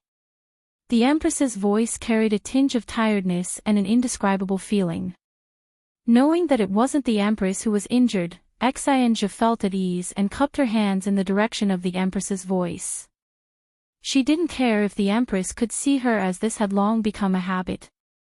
Then, he retreated and sent someone to inform the doctors. Just as Xianjia left, a red shadow pierced through the dust and disappeared into a side hall at the side. At the same time, a voice came from afar. "No one is allowed to come near. Qin Yuan and Hong Yuan, bring the clothes for me and Zhao Prince Consort over." Qin Yuan and Hong Yuan stuck out their tongues. The Empress's favorite clothes were all buried in her bedroom. Fortunately, there were people in charge of clothes in the palace. They split up to retrieve undergarments and red muslin, as well as Pingle Park to retrieve Renbachian's clothes. At the same time, he also asked the Imperial Kitchen to make some food.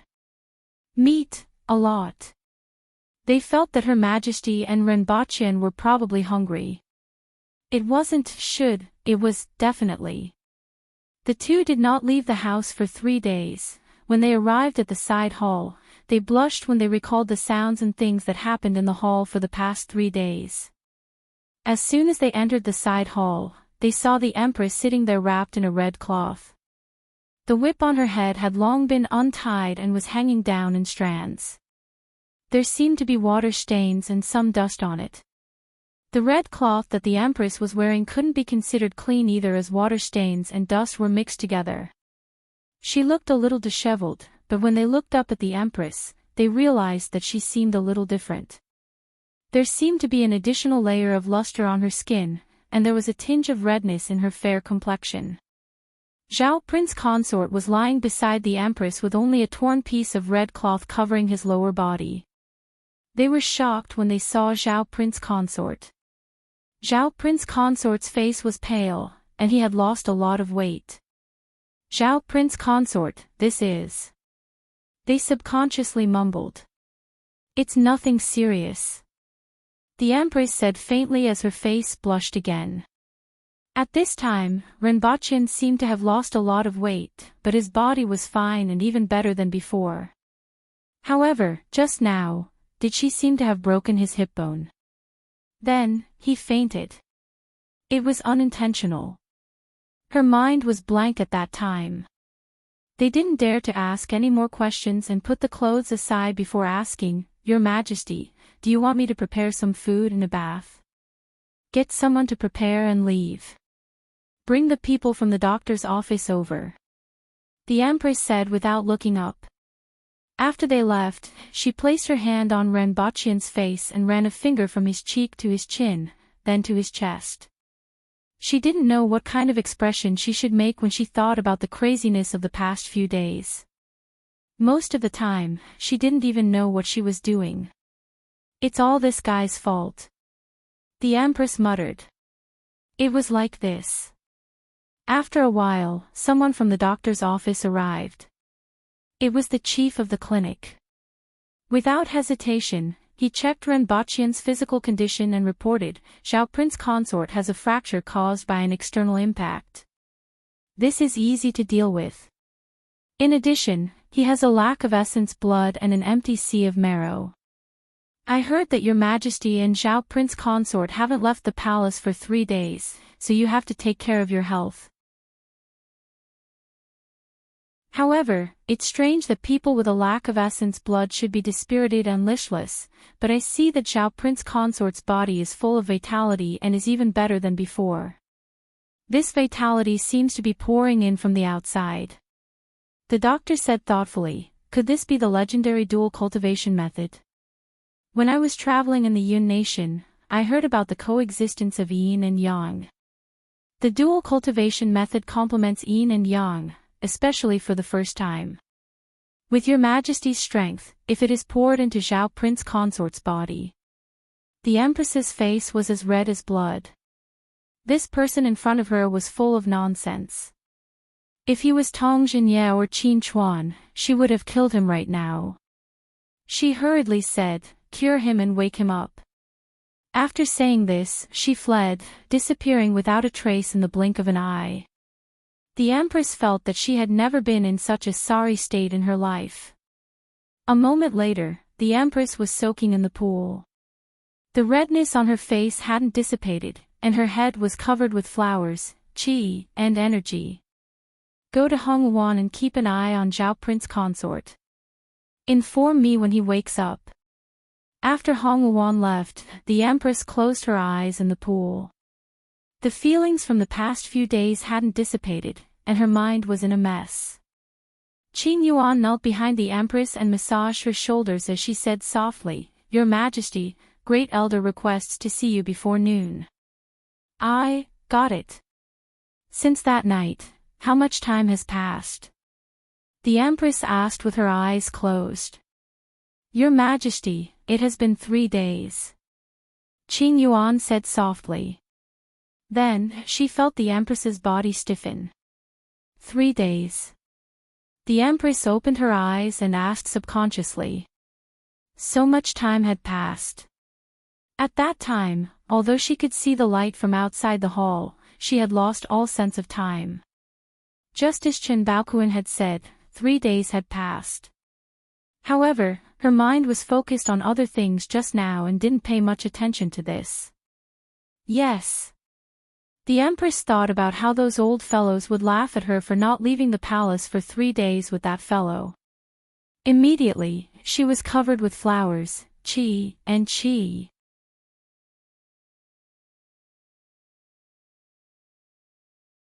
Chapter 843. In the darkness, it was like the universe. In the distance, there was a star that emitted light and heat. Although he knew that he couldn't look at the star directly, Renbaqian didn't feel dazzled when he looked at it. The light only made him feel warm. At this time, Renbaqian didn't even have a body, so he didn't know what senses he was using to look at the star.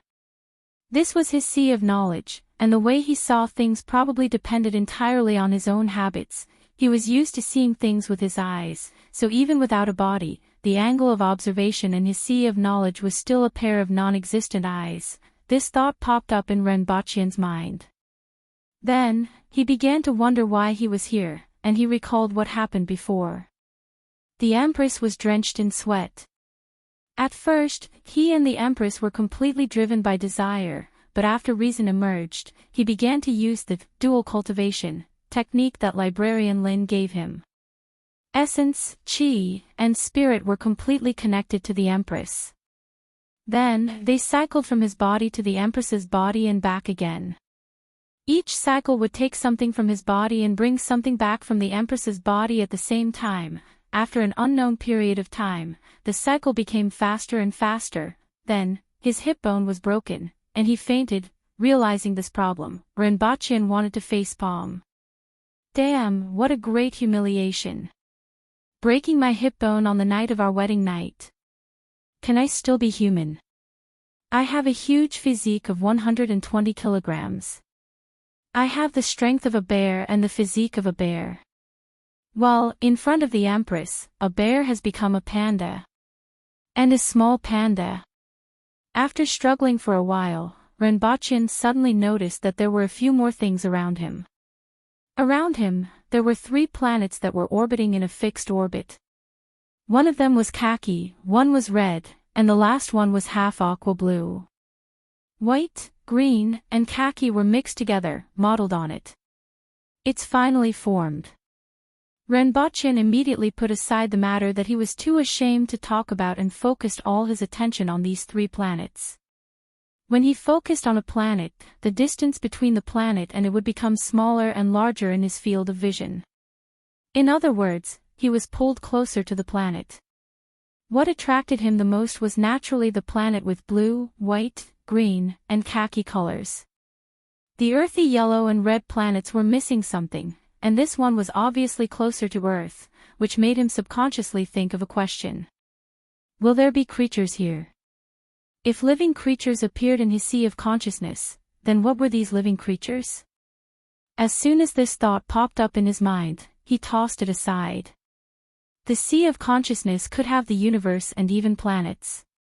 It could also have rocks, wood, flames, and oceans. However, it was impossible for life to exist. Because his sea of consciousness lacked the most important thing, the soul. Of course, those stones, wood, and flames were completely constructed in the sea of consciousness.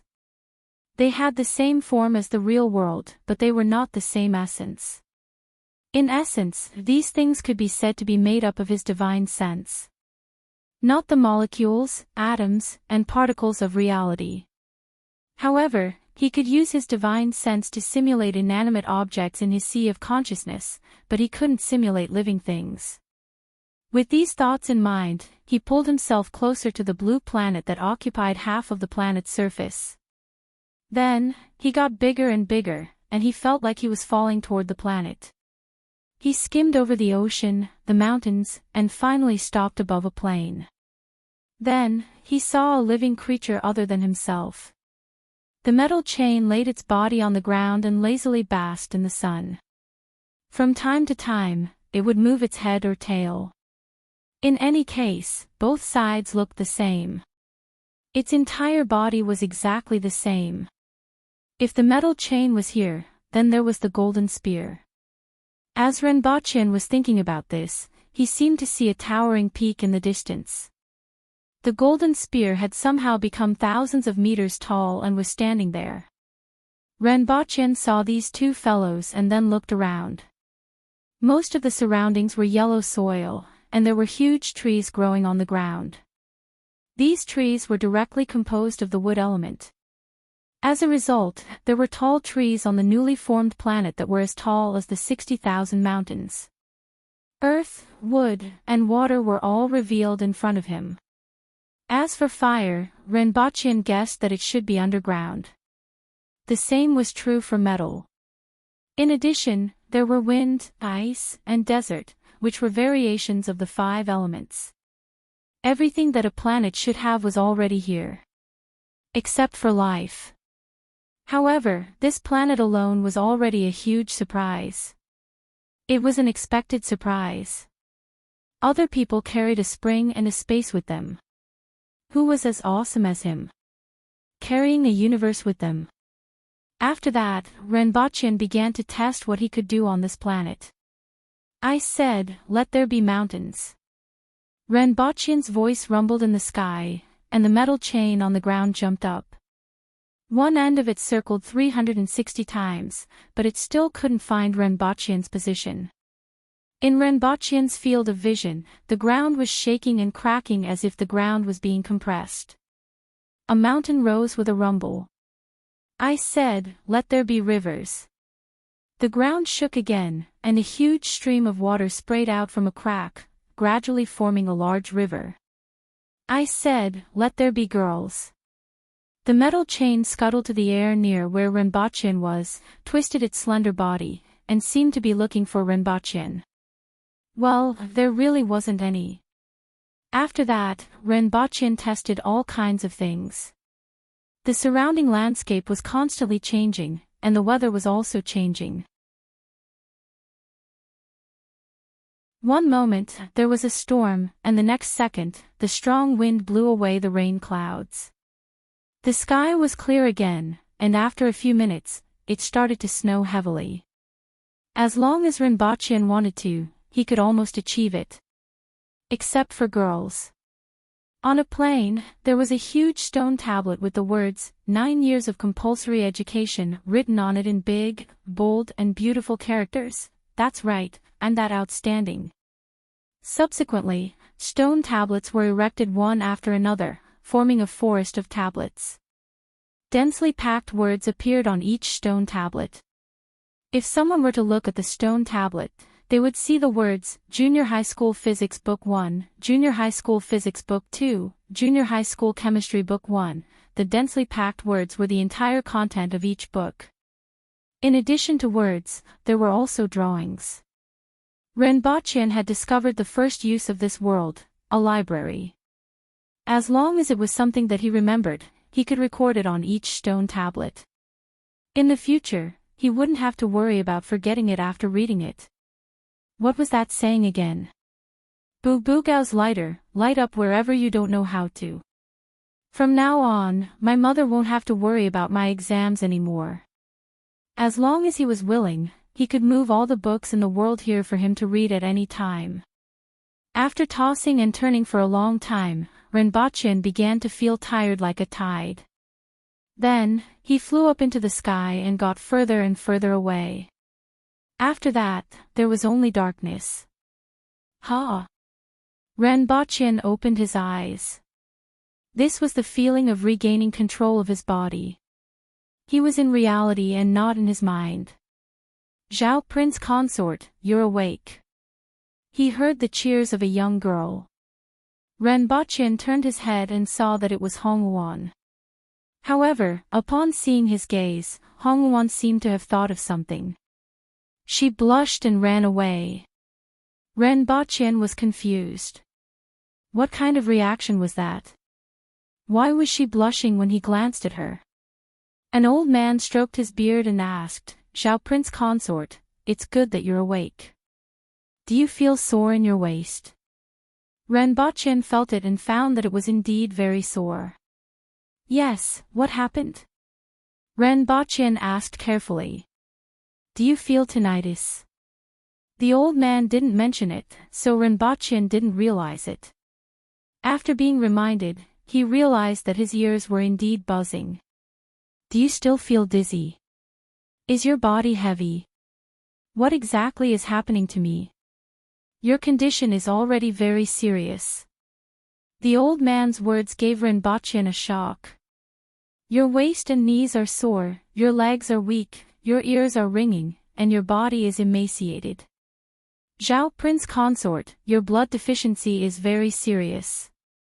Renbochin was speechless. So, your kidneys are weak.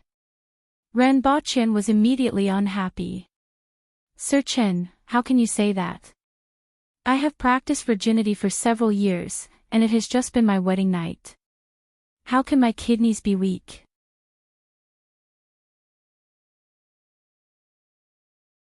The old man sneered, took out a small mirror, and shone it at Renbochin.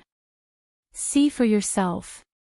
When Renbochin saw the person in the mirror, he was shocked. Was this him?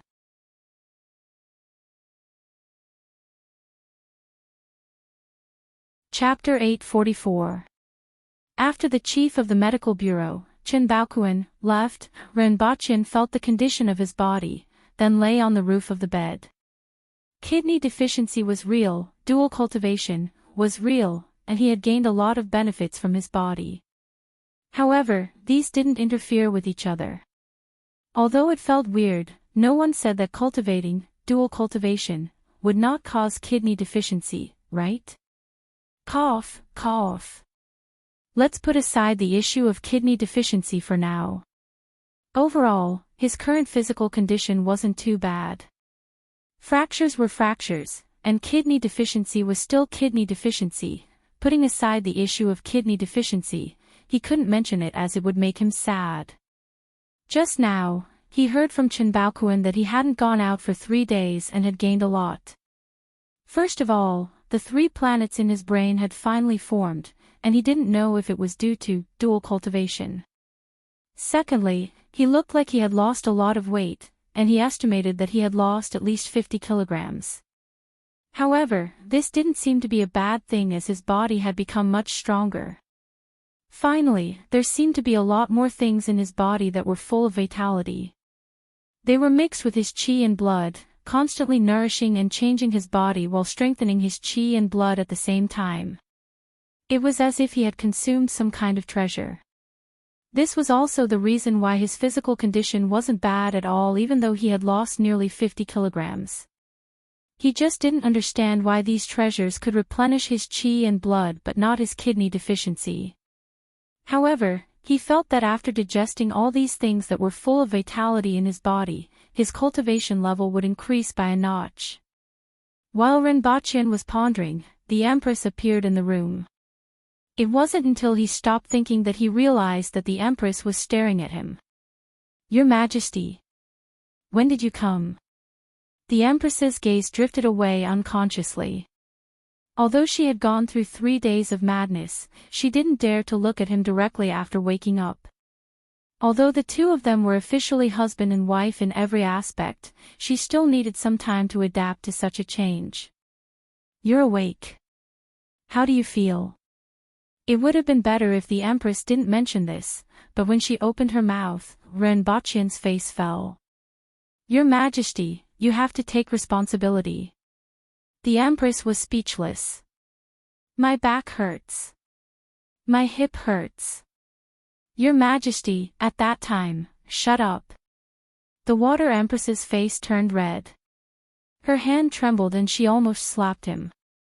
"It has already been 3 days since the day of the wedding. I don't know what the outside world is thinking. How do you expect me to face the entire imperial court?" The Empress didn't allow him to say anything, but she couldn't help but speak up. There was a tinge of complaint in her voice. "Do you want me to testify for Her Majesty?" Renbachian immediately suggested. "What evidence?" The Empress said subconsciously. When she saw the mischievous look on Renbachian's face, she knew that he was teasing her and slapped his arm. Crack! "Renbachian, the Empress," it broke again. Renbachian was speechless. Currently, he had achieved small success in the yang boosting technique, and was well versed in the horizontal training technique. This wife, when he thought about the 3 days of madness, he immediately felt that it was worth it. "Call the doctor over." The Empress covered her head with one hand and called out to Hongwon, who was outside. Renbachian didn't feel that it was a big deal even though his arm was broken. In fact, his coma didn't have much to do with his hip bone breaking. Instead, it was caused by the substance that was full of vitality that the Empress brought back from her body and rushed into his body. "By the way, Your Majesty, how are you feeling? There seems to be a lot of things in my body now." Renbachian suddenly thought about the vitality that flowed from the Empress's body to his body and wondered if she would be affected. The Empress immediately understood what he meant.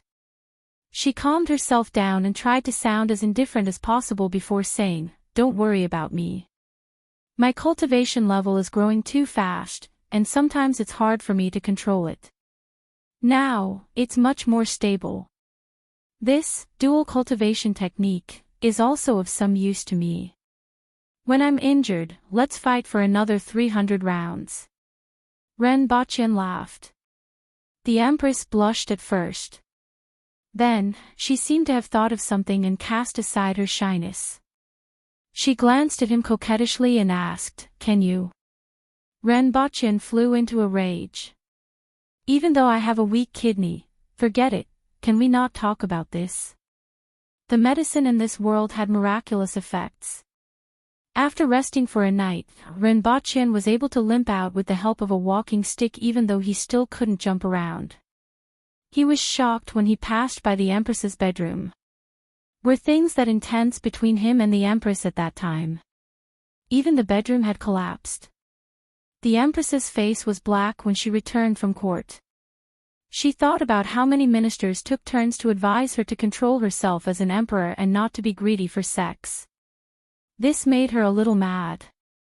Those people were now hanging from the top of the palace walls. From General Hongwu to the 6 ministers, they were hanging in a row. It was a spectacular sight. It was obvious how angry the Empress was at that time. Furthermore, Great Elder Shi Qing's smiling expression made the Empress even more furious. The Empress was seriously considering whether she and Renbaqian should practice dual cultivation technique for another 3 days. Sometimes, the Empress would throw a little tantrum. Seeing Renbaqian in a daze outside the ruins of the bedroom, the Empress's anger dissipated a lot. She felt that no matter how angry she was sometimes, her mood would improve after seeing someone. However, Renbaqian's first sentence put her in a bad mood again. "Your Majesty, was the battle that intense at that time?" Renbaqian pointed at the ruins of the bedroom in amazement with an expression that said, "Your Majesty, you are amazing." Qin Yuan and Hong Wuan looked at Renbaqian awkwardly and didn't know whether to laugh or do something. The Empress immediately raised her eyebrows. "In my opinion, this matter isn't simple. This palace was left behind by the Hao nation. Could there be some kind of secret chamber or treasure vault below that caused the hole below and caused the sudden collapse?" Renbaqian's tone changed, and the Empress couldn't even vent her anger. In fact, what Renbaqian said was true. Just now, he looked around the ruins and felt that many places had caved in. Based on the situation at that time, this was simply impossible. Unless there was a part below that was hollow. However, this palace had been in the hands of the Aboriginals for more than 70 years, and they actually didn't discover the secrets below. The things below the palace of the Hao nation were hidden very deeply. Hearing Renbaqian say this, the Empress was slightly surprised. Yesterday, when she thought about how the main hall was collapsed by the two of them, she felt as if her face was on fire. How could she come over to check? Qin Yuan and Hong Wuan had been circling around the Empress. The other guards were far away, so naturally, they didn't discover this secret. After hearing Renbaqian's words, the Empress flashed to the ruins to check. Although she didn't know much about civil construction, she immediately found something wrong with this hint. "Inform the people to dig this up," the Empress immediately ordered.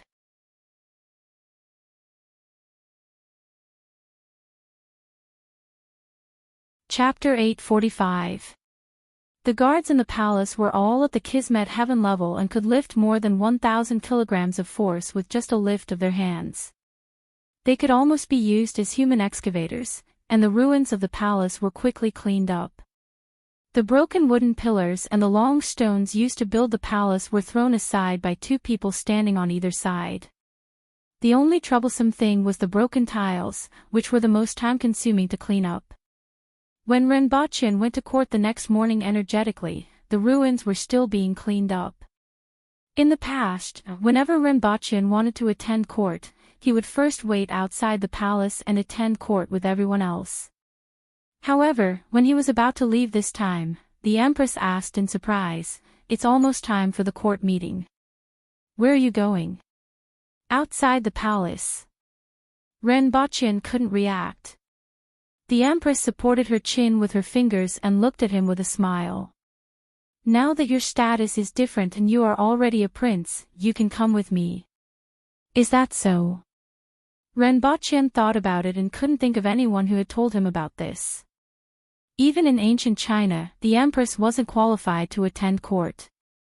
This made his status seem special. "If I say so," the Empress said casually. In any case, there was no precedent in this area, so what she said was the law. This was the first time Renbaqian followed the Empress to the morning court assembly. He was half a step behind and could see the side of the Empress's face if he tilted his head slightly. During the court assembly, the Empress's face was always filled with indifference. As he walked, Renbaqian's thoughts began to go astray. With the Empress as a precedent in Dayo and the difficulty of reproduction among the Aboriginals, there might be a female emperor in the future. In the future, he had to remember to leave a rooster to rule the court and that princes were not allowed to interfere in court affairs. After all, not every prince was like him, who was well versed in both literature and martial arts and had no desire for power. What are you thinking about? The Empress suddenly asked without looking back. Renbochin thought for a while and said, "In 10 days, we will get married again on Earth. I hope there won't be any trouble." You still dare to bring up trouble? Who dares to cause trouble again? The Empress's face turned cold. The wedding was messed up by a few bastards, and she still hadn't settled the score with them. Renbochin smiled. He wasn't afraid of anything on Earth as long as the Empress didn't cause trouble. When they were outside the hall, they could hear the clamor of the market.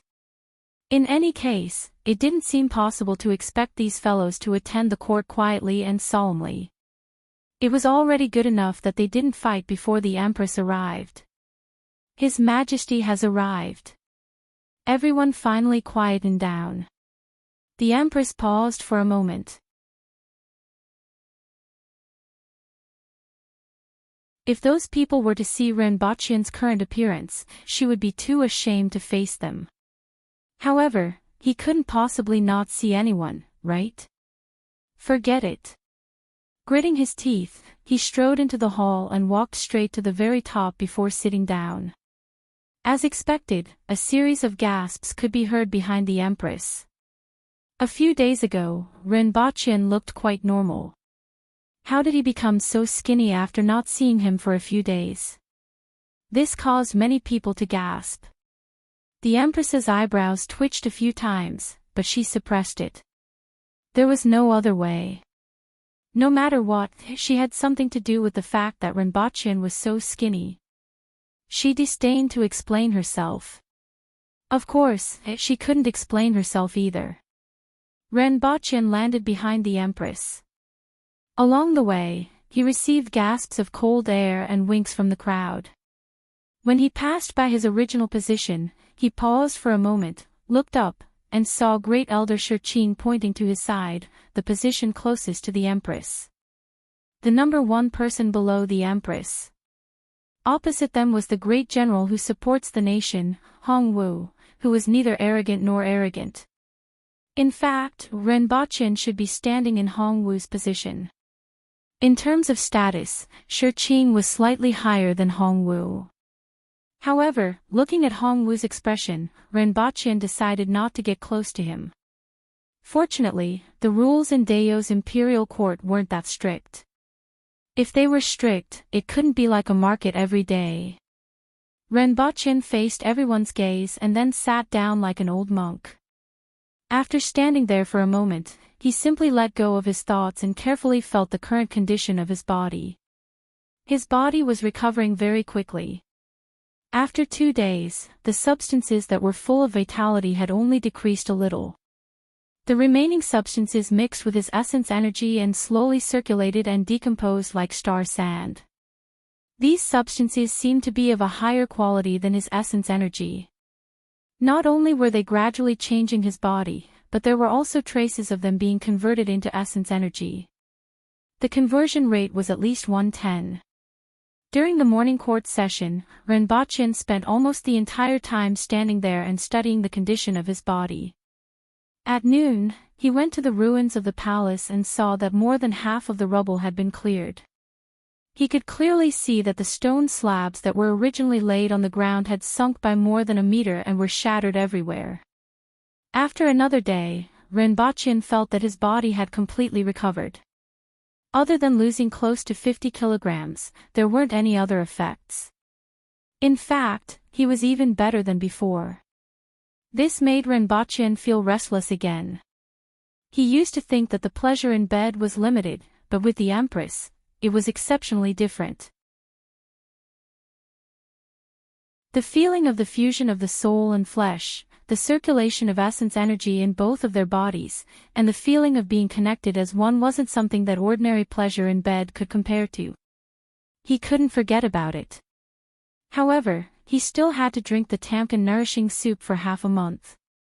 It was said that there was a person called Li Xianyu who relied on this soup to indulge in pleasure every day. Then, he died of exhaustion. There was no other way.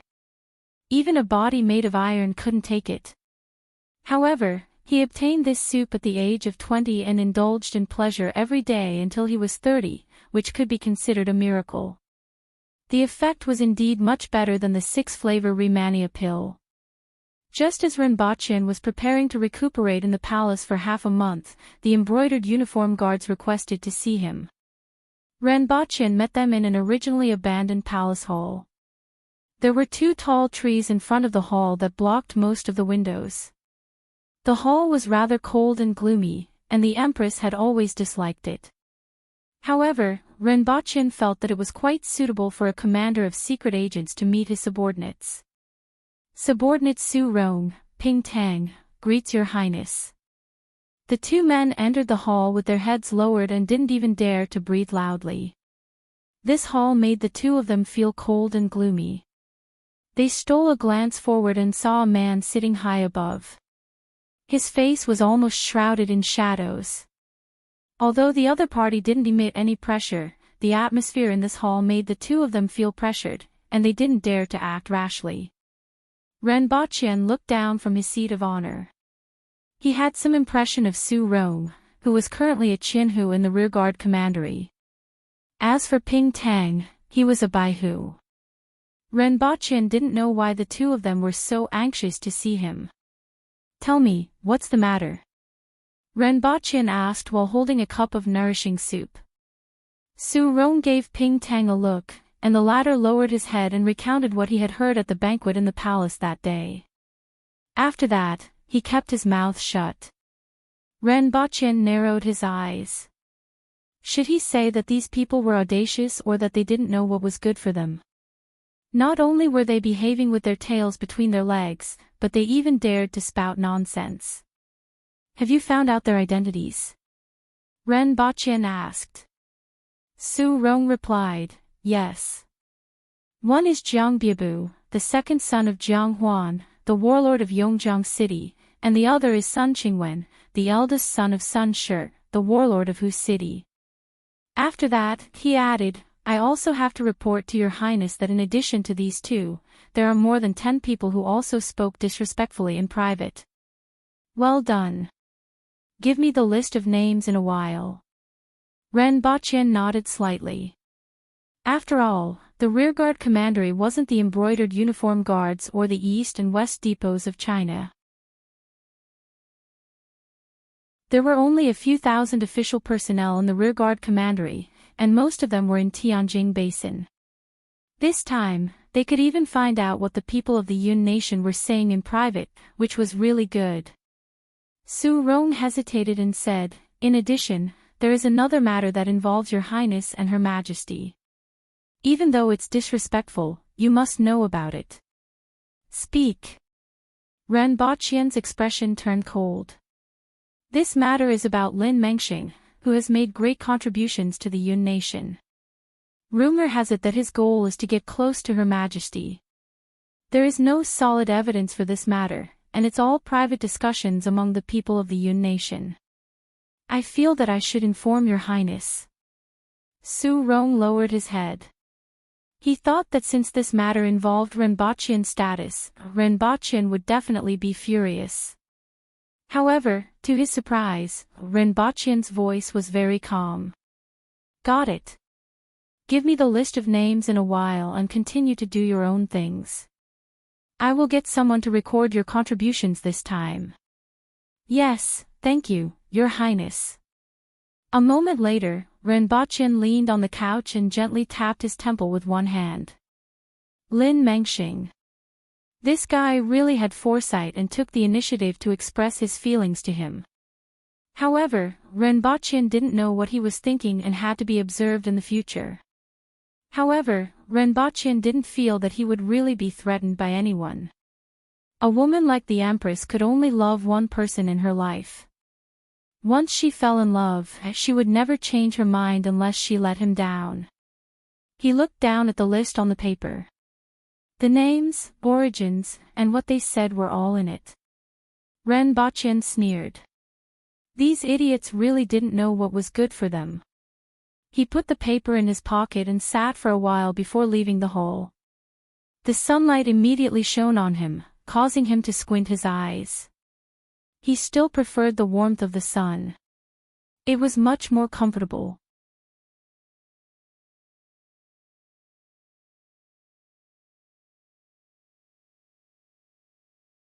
Chapter 846. Renli-jun had been in a good mood recently. Even when he was walking, he would hum a tune. At his age, he had long passed the age of knowing his destiny. He did not have many thoughts about the future. All he wanted was for his children to be successful, to enjoy life in old age, to be healthy, and finally to have grandchildren. Needless to say, there was no need to worry about his two sons. He did not know how to evaluate his eldest son. Originally, he looked like an ordinary person from every angle. Even when compared to his friends, colleagues, relatives, and neighbors, he was not the kind of person who was amazing. However, starting 10 years ago, he suddenly could not understand him. Now, he was not very clear what his eldest son was doing or how many properties he had. However, he knew that his eldest son owned a 5-square-kilometer property in Wuji City, which completely belonged to him. Just this property alone could be said to be enough for him to squander in several lifetimes. Now, his eldest son could be said to be extremely envious of his relatives and friends, and they would give him a thumbs up. As for his youngest son, he was also busy with his eldest son, so he did not have to worry at all. He did not have to worry about his two sons at all. All that was left was to enjoy life and be healthy. Needless to say, having a harmonious family was a blessing, not to mention having money. As for health, ever since he started practicing the 15th set of broadcast Qigong 6 or 7 years ago, and with the herbs and food that his eldest son would send back from time to time, he had not even caught a cold these years. His body was even better than when he was young. Now, the only thing he was missing was grandchildren. Those around his age already had grandchildren. It would be a lie to say that he was not envious of them. His two sons were quite promising, but he didn't even have a grandchild. Because of this, he worried a lot. After waiting for so many years, his eldest son was finally going to get married. Ever since the news came back, he had not been able to close his mouth. Today, he came back from his son's new house. Although his son did not live here, he still bought a house and renovated it just for this day. Old Ren, you came back from the new house again. Before entering the corridor, he met the upstairs neighbor. Usually, smoking was not allowed at home, so they all came to the corridor to smoke. They were very friendly with each other. Yeah. Renli-jun said with a smile. When are you getting married? In a month. That's fast. Let me know if you need any help. Don't forget to come to the wedding. I won't forget. Hey, one of them is your son, right? While they were chatting, the neighbor upstairs suddenly said. Even though he had only seen her twice, he would never forget her. That body was like a human bear. It was too oppressive. Renli-jun turned his head and looked. Sure enough, there were 4 people walking over from afar. 3 of them were tall and strong like moving city walls. The last one was strong but much thinner. Wasn't that his son? Dad, you're chatting. Ren Baqian nodded at them and smiled. You've lost weight. How did you lose so much weight? Renli-jun felt a little distressed. His son had been thin since he was a child. It wasn't easy for him to gain weight in the past few years. The neighbor upstairs almost spat. Thin. He was 175 meters tall and weighed at least 100 kilograms. The muscles all over his body bulged, making his t-shirt look like it was about to explode. Do you have any misunderstandings about the word thin? But compared to before, he had indeed lost a lot of weight. It had degraded from a city wall to a concrete block. To lose weight. Ren Baqian replied casually. He couldn't possibly say that he was squeezed dry, right? There was no way to say that. Old Lou, let's go up. Papa Ren greeted the neighbor next door and the three-winged cavalry warriors before leading them upstairs. How long are you staying this time? I'll stay for 5 days. After that, I have to run some errands and will be back in 20 days. Papa Ren knew that his son had a lot on his plate now and didn't mind. Where's my wife? She's too busy to leave. Come back with me when the time comes. When they entered the house, they saw that the house was filled with red wedding bedding, double happiness, and a bunch of other things were piled up in the living room. His mother and 2 aunts were thinking about what else they hadn't bought. Naturally, there was no more conventional greetings. This time, Renbochin came back mainly to look at the wedding process and eliminate everything that shouldn't be there to avoid any trouble. Although the Empress said that she had a sense of propriety and etiquette, Renbochin didn't dare to listen to her. This wedding was completely for his parents to see. He didn't plan to do much and just wanted it to be simple. The guests were also relatives and friends of his parents. Almost everything was arranged by his parents from start to finish. It was the same for the wedding planner, which was said to be quite famous locally. The next day, Renbochin went straight to the wedding planner, got the process, sat on the sofa, and crossed out the items one by one. Change this one to bowing 3 times. Change it to a fist salute. Remove this one. Remove this one to offer tea. Remove this one where the bride promises to live in harmony with her parents-in-law. Remove this one to offer dates, peanuts, longans, and lotus seeds, and then ask the bride if she wants to give birth. Remove this one to greet parents, guests, and husband and wife. Change it to a fist salute. Remove this one about love stories and truth or dare. Remove this one about guest speaking. Remove this one about the bride and groom speaking. Remove this one about the bride pouring wine for her relatives. Renbochin was glad that he came to take a look. There were too many minefields. Let the Empress promise to live in harmony with her parents. Hee. Put a pile of dates, peanuts, longans, and lotus seeds, and then the Empress will sit on them and ask her if she wants to give birth. Hee. Bow 90 degrees to greet parents, guests, and husband and wife. Hee. If the Empress were to give face and bow to her parents, she would flip the table if she did anything else. What kind of game was this? Truth or dare? Each of them would write down the most mushy thing, the happiest thing, the most unforgettable thing, the most touching thing, the most favorite thing about him or her, the first kiss, and so on. While writing, the 2 of them had to be separated temporarily.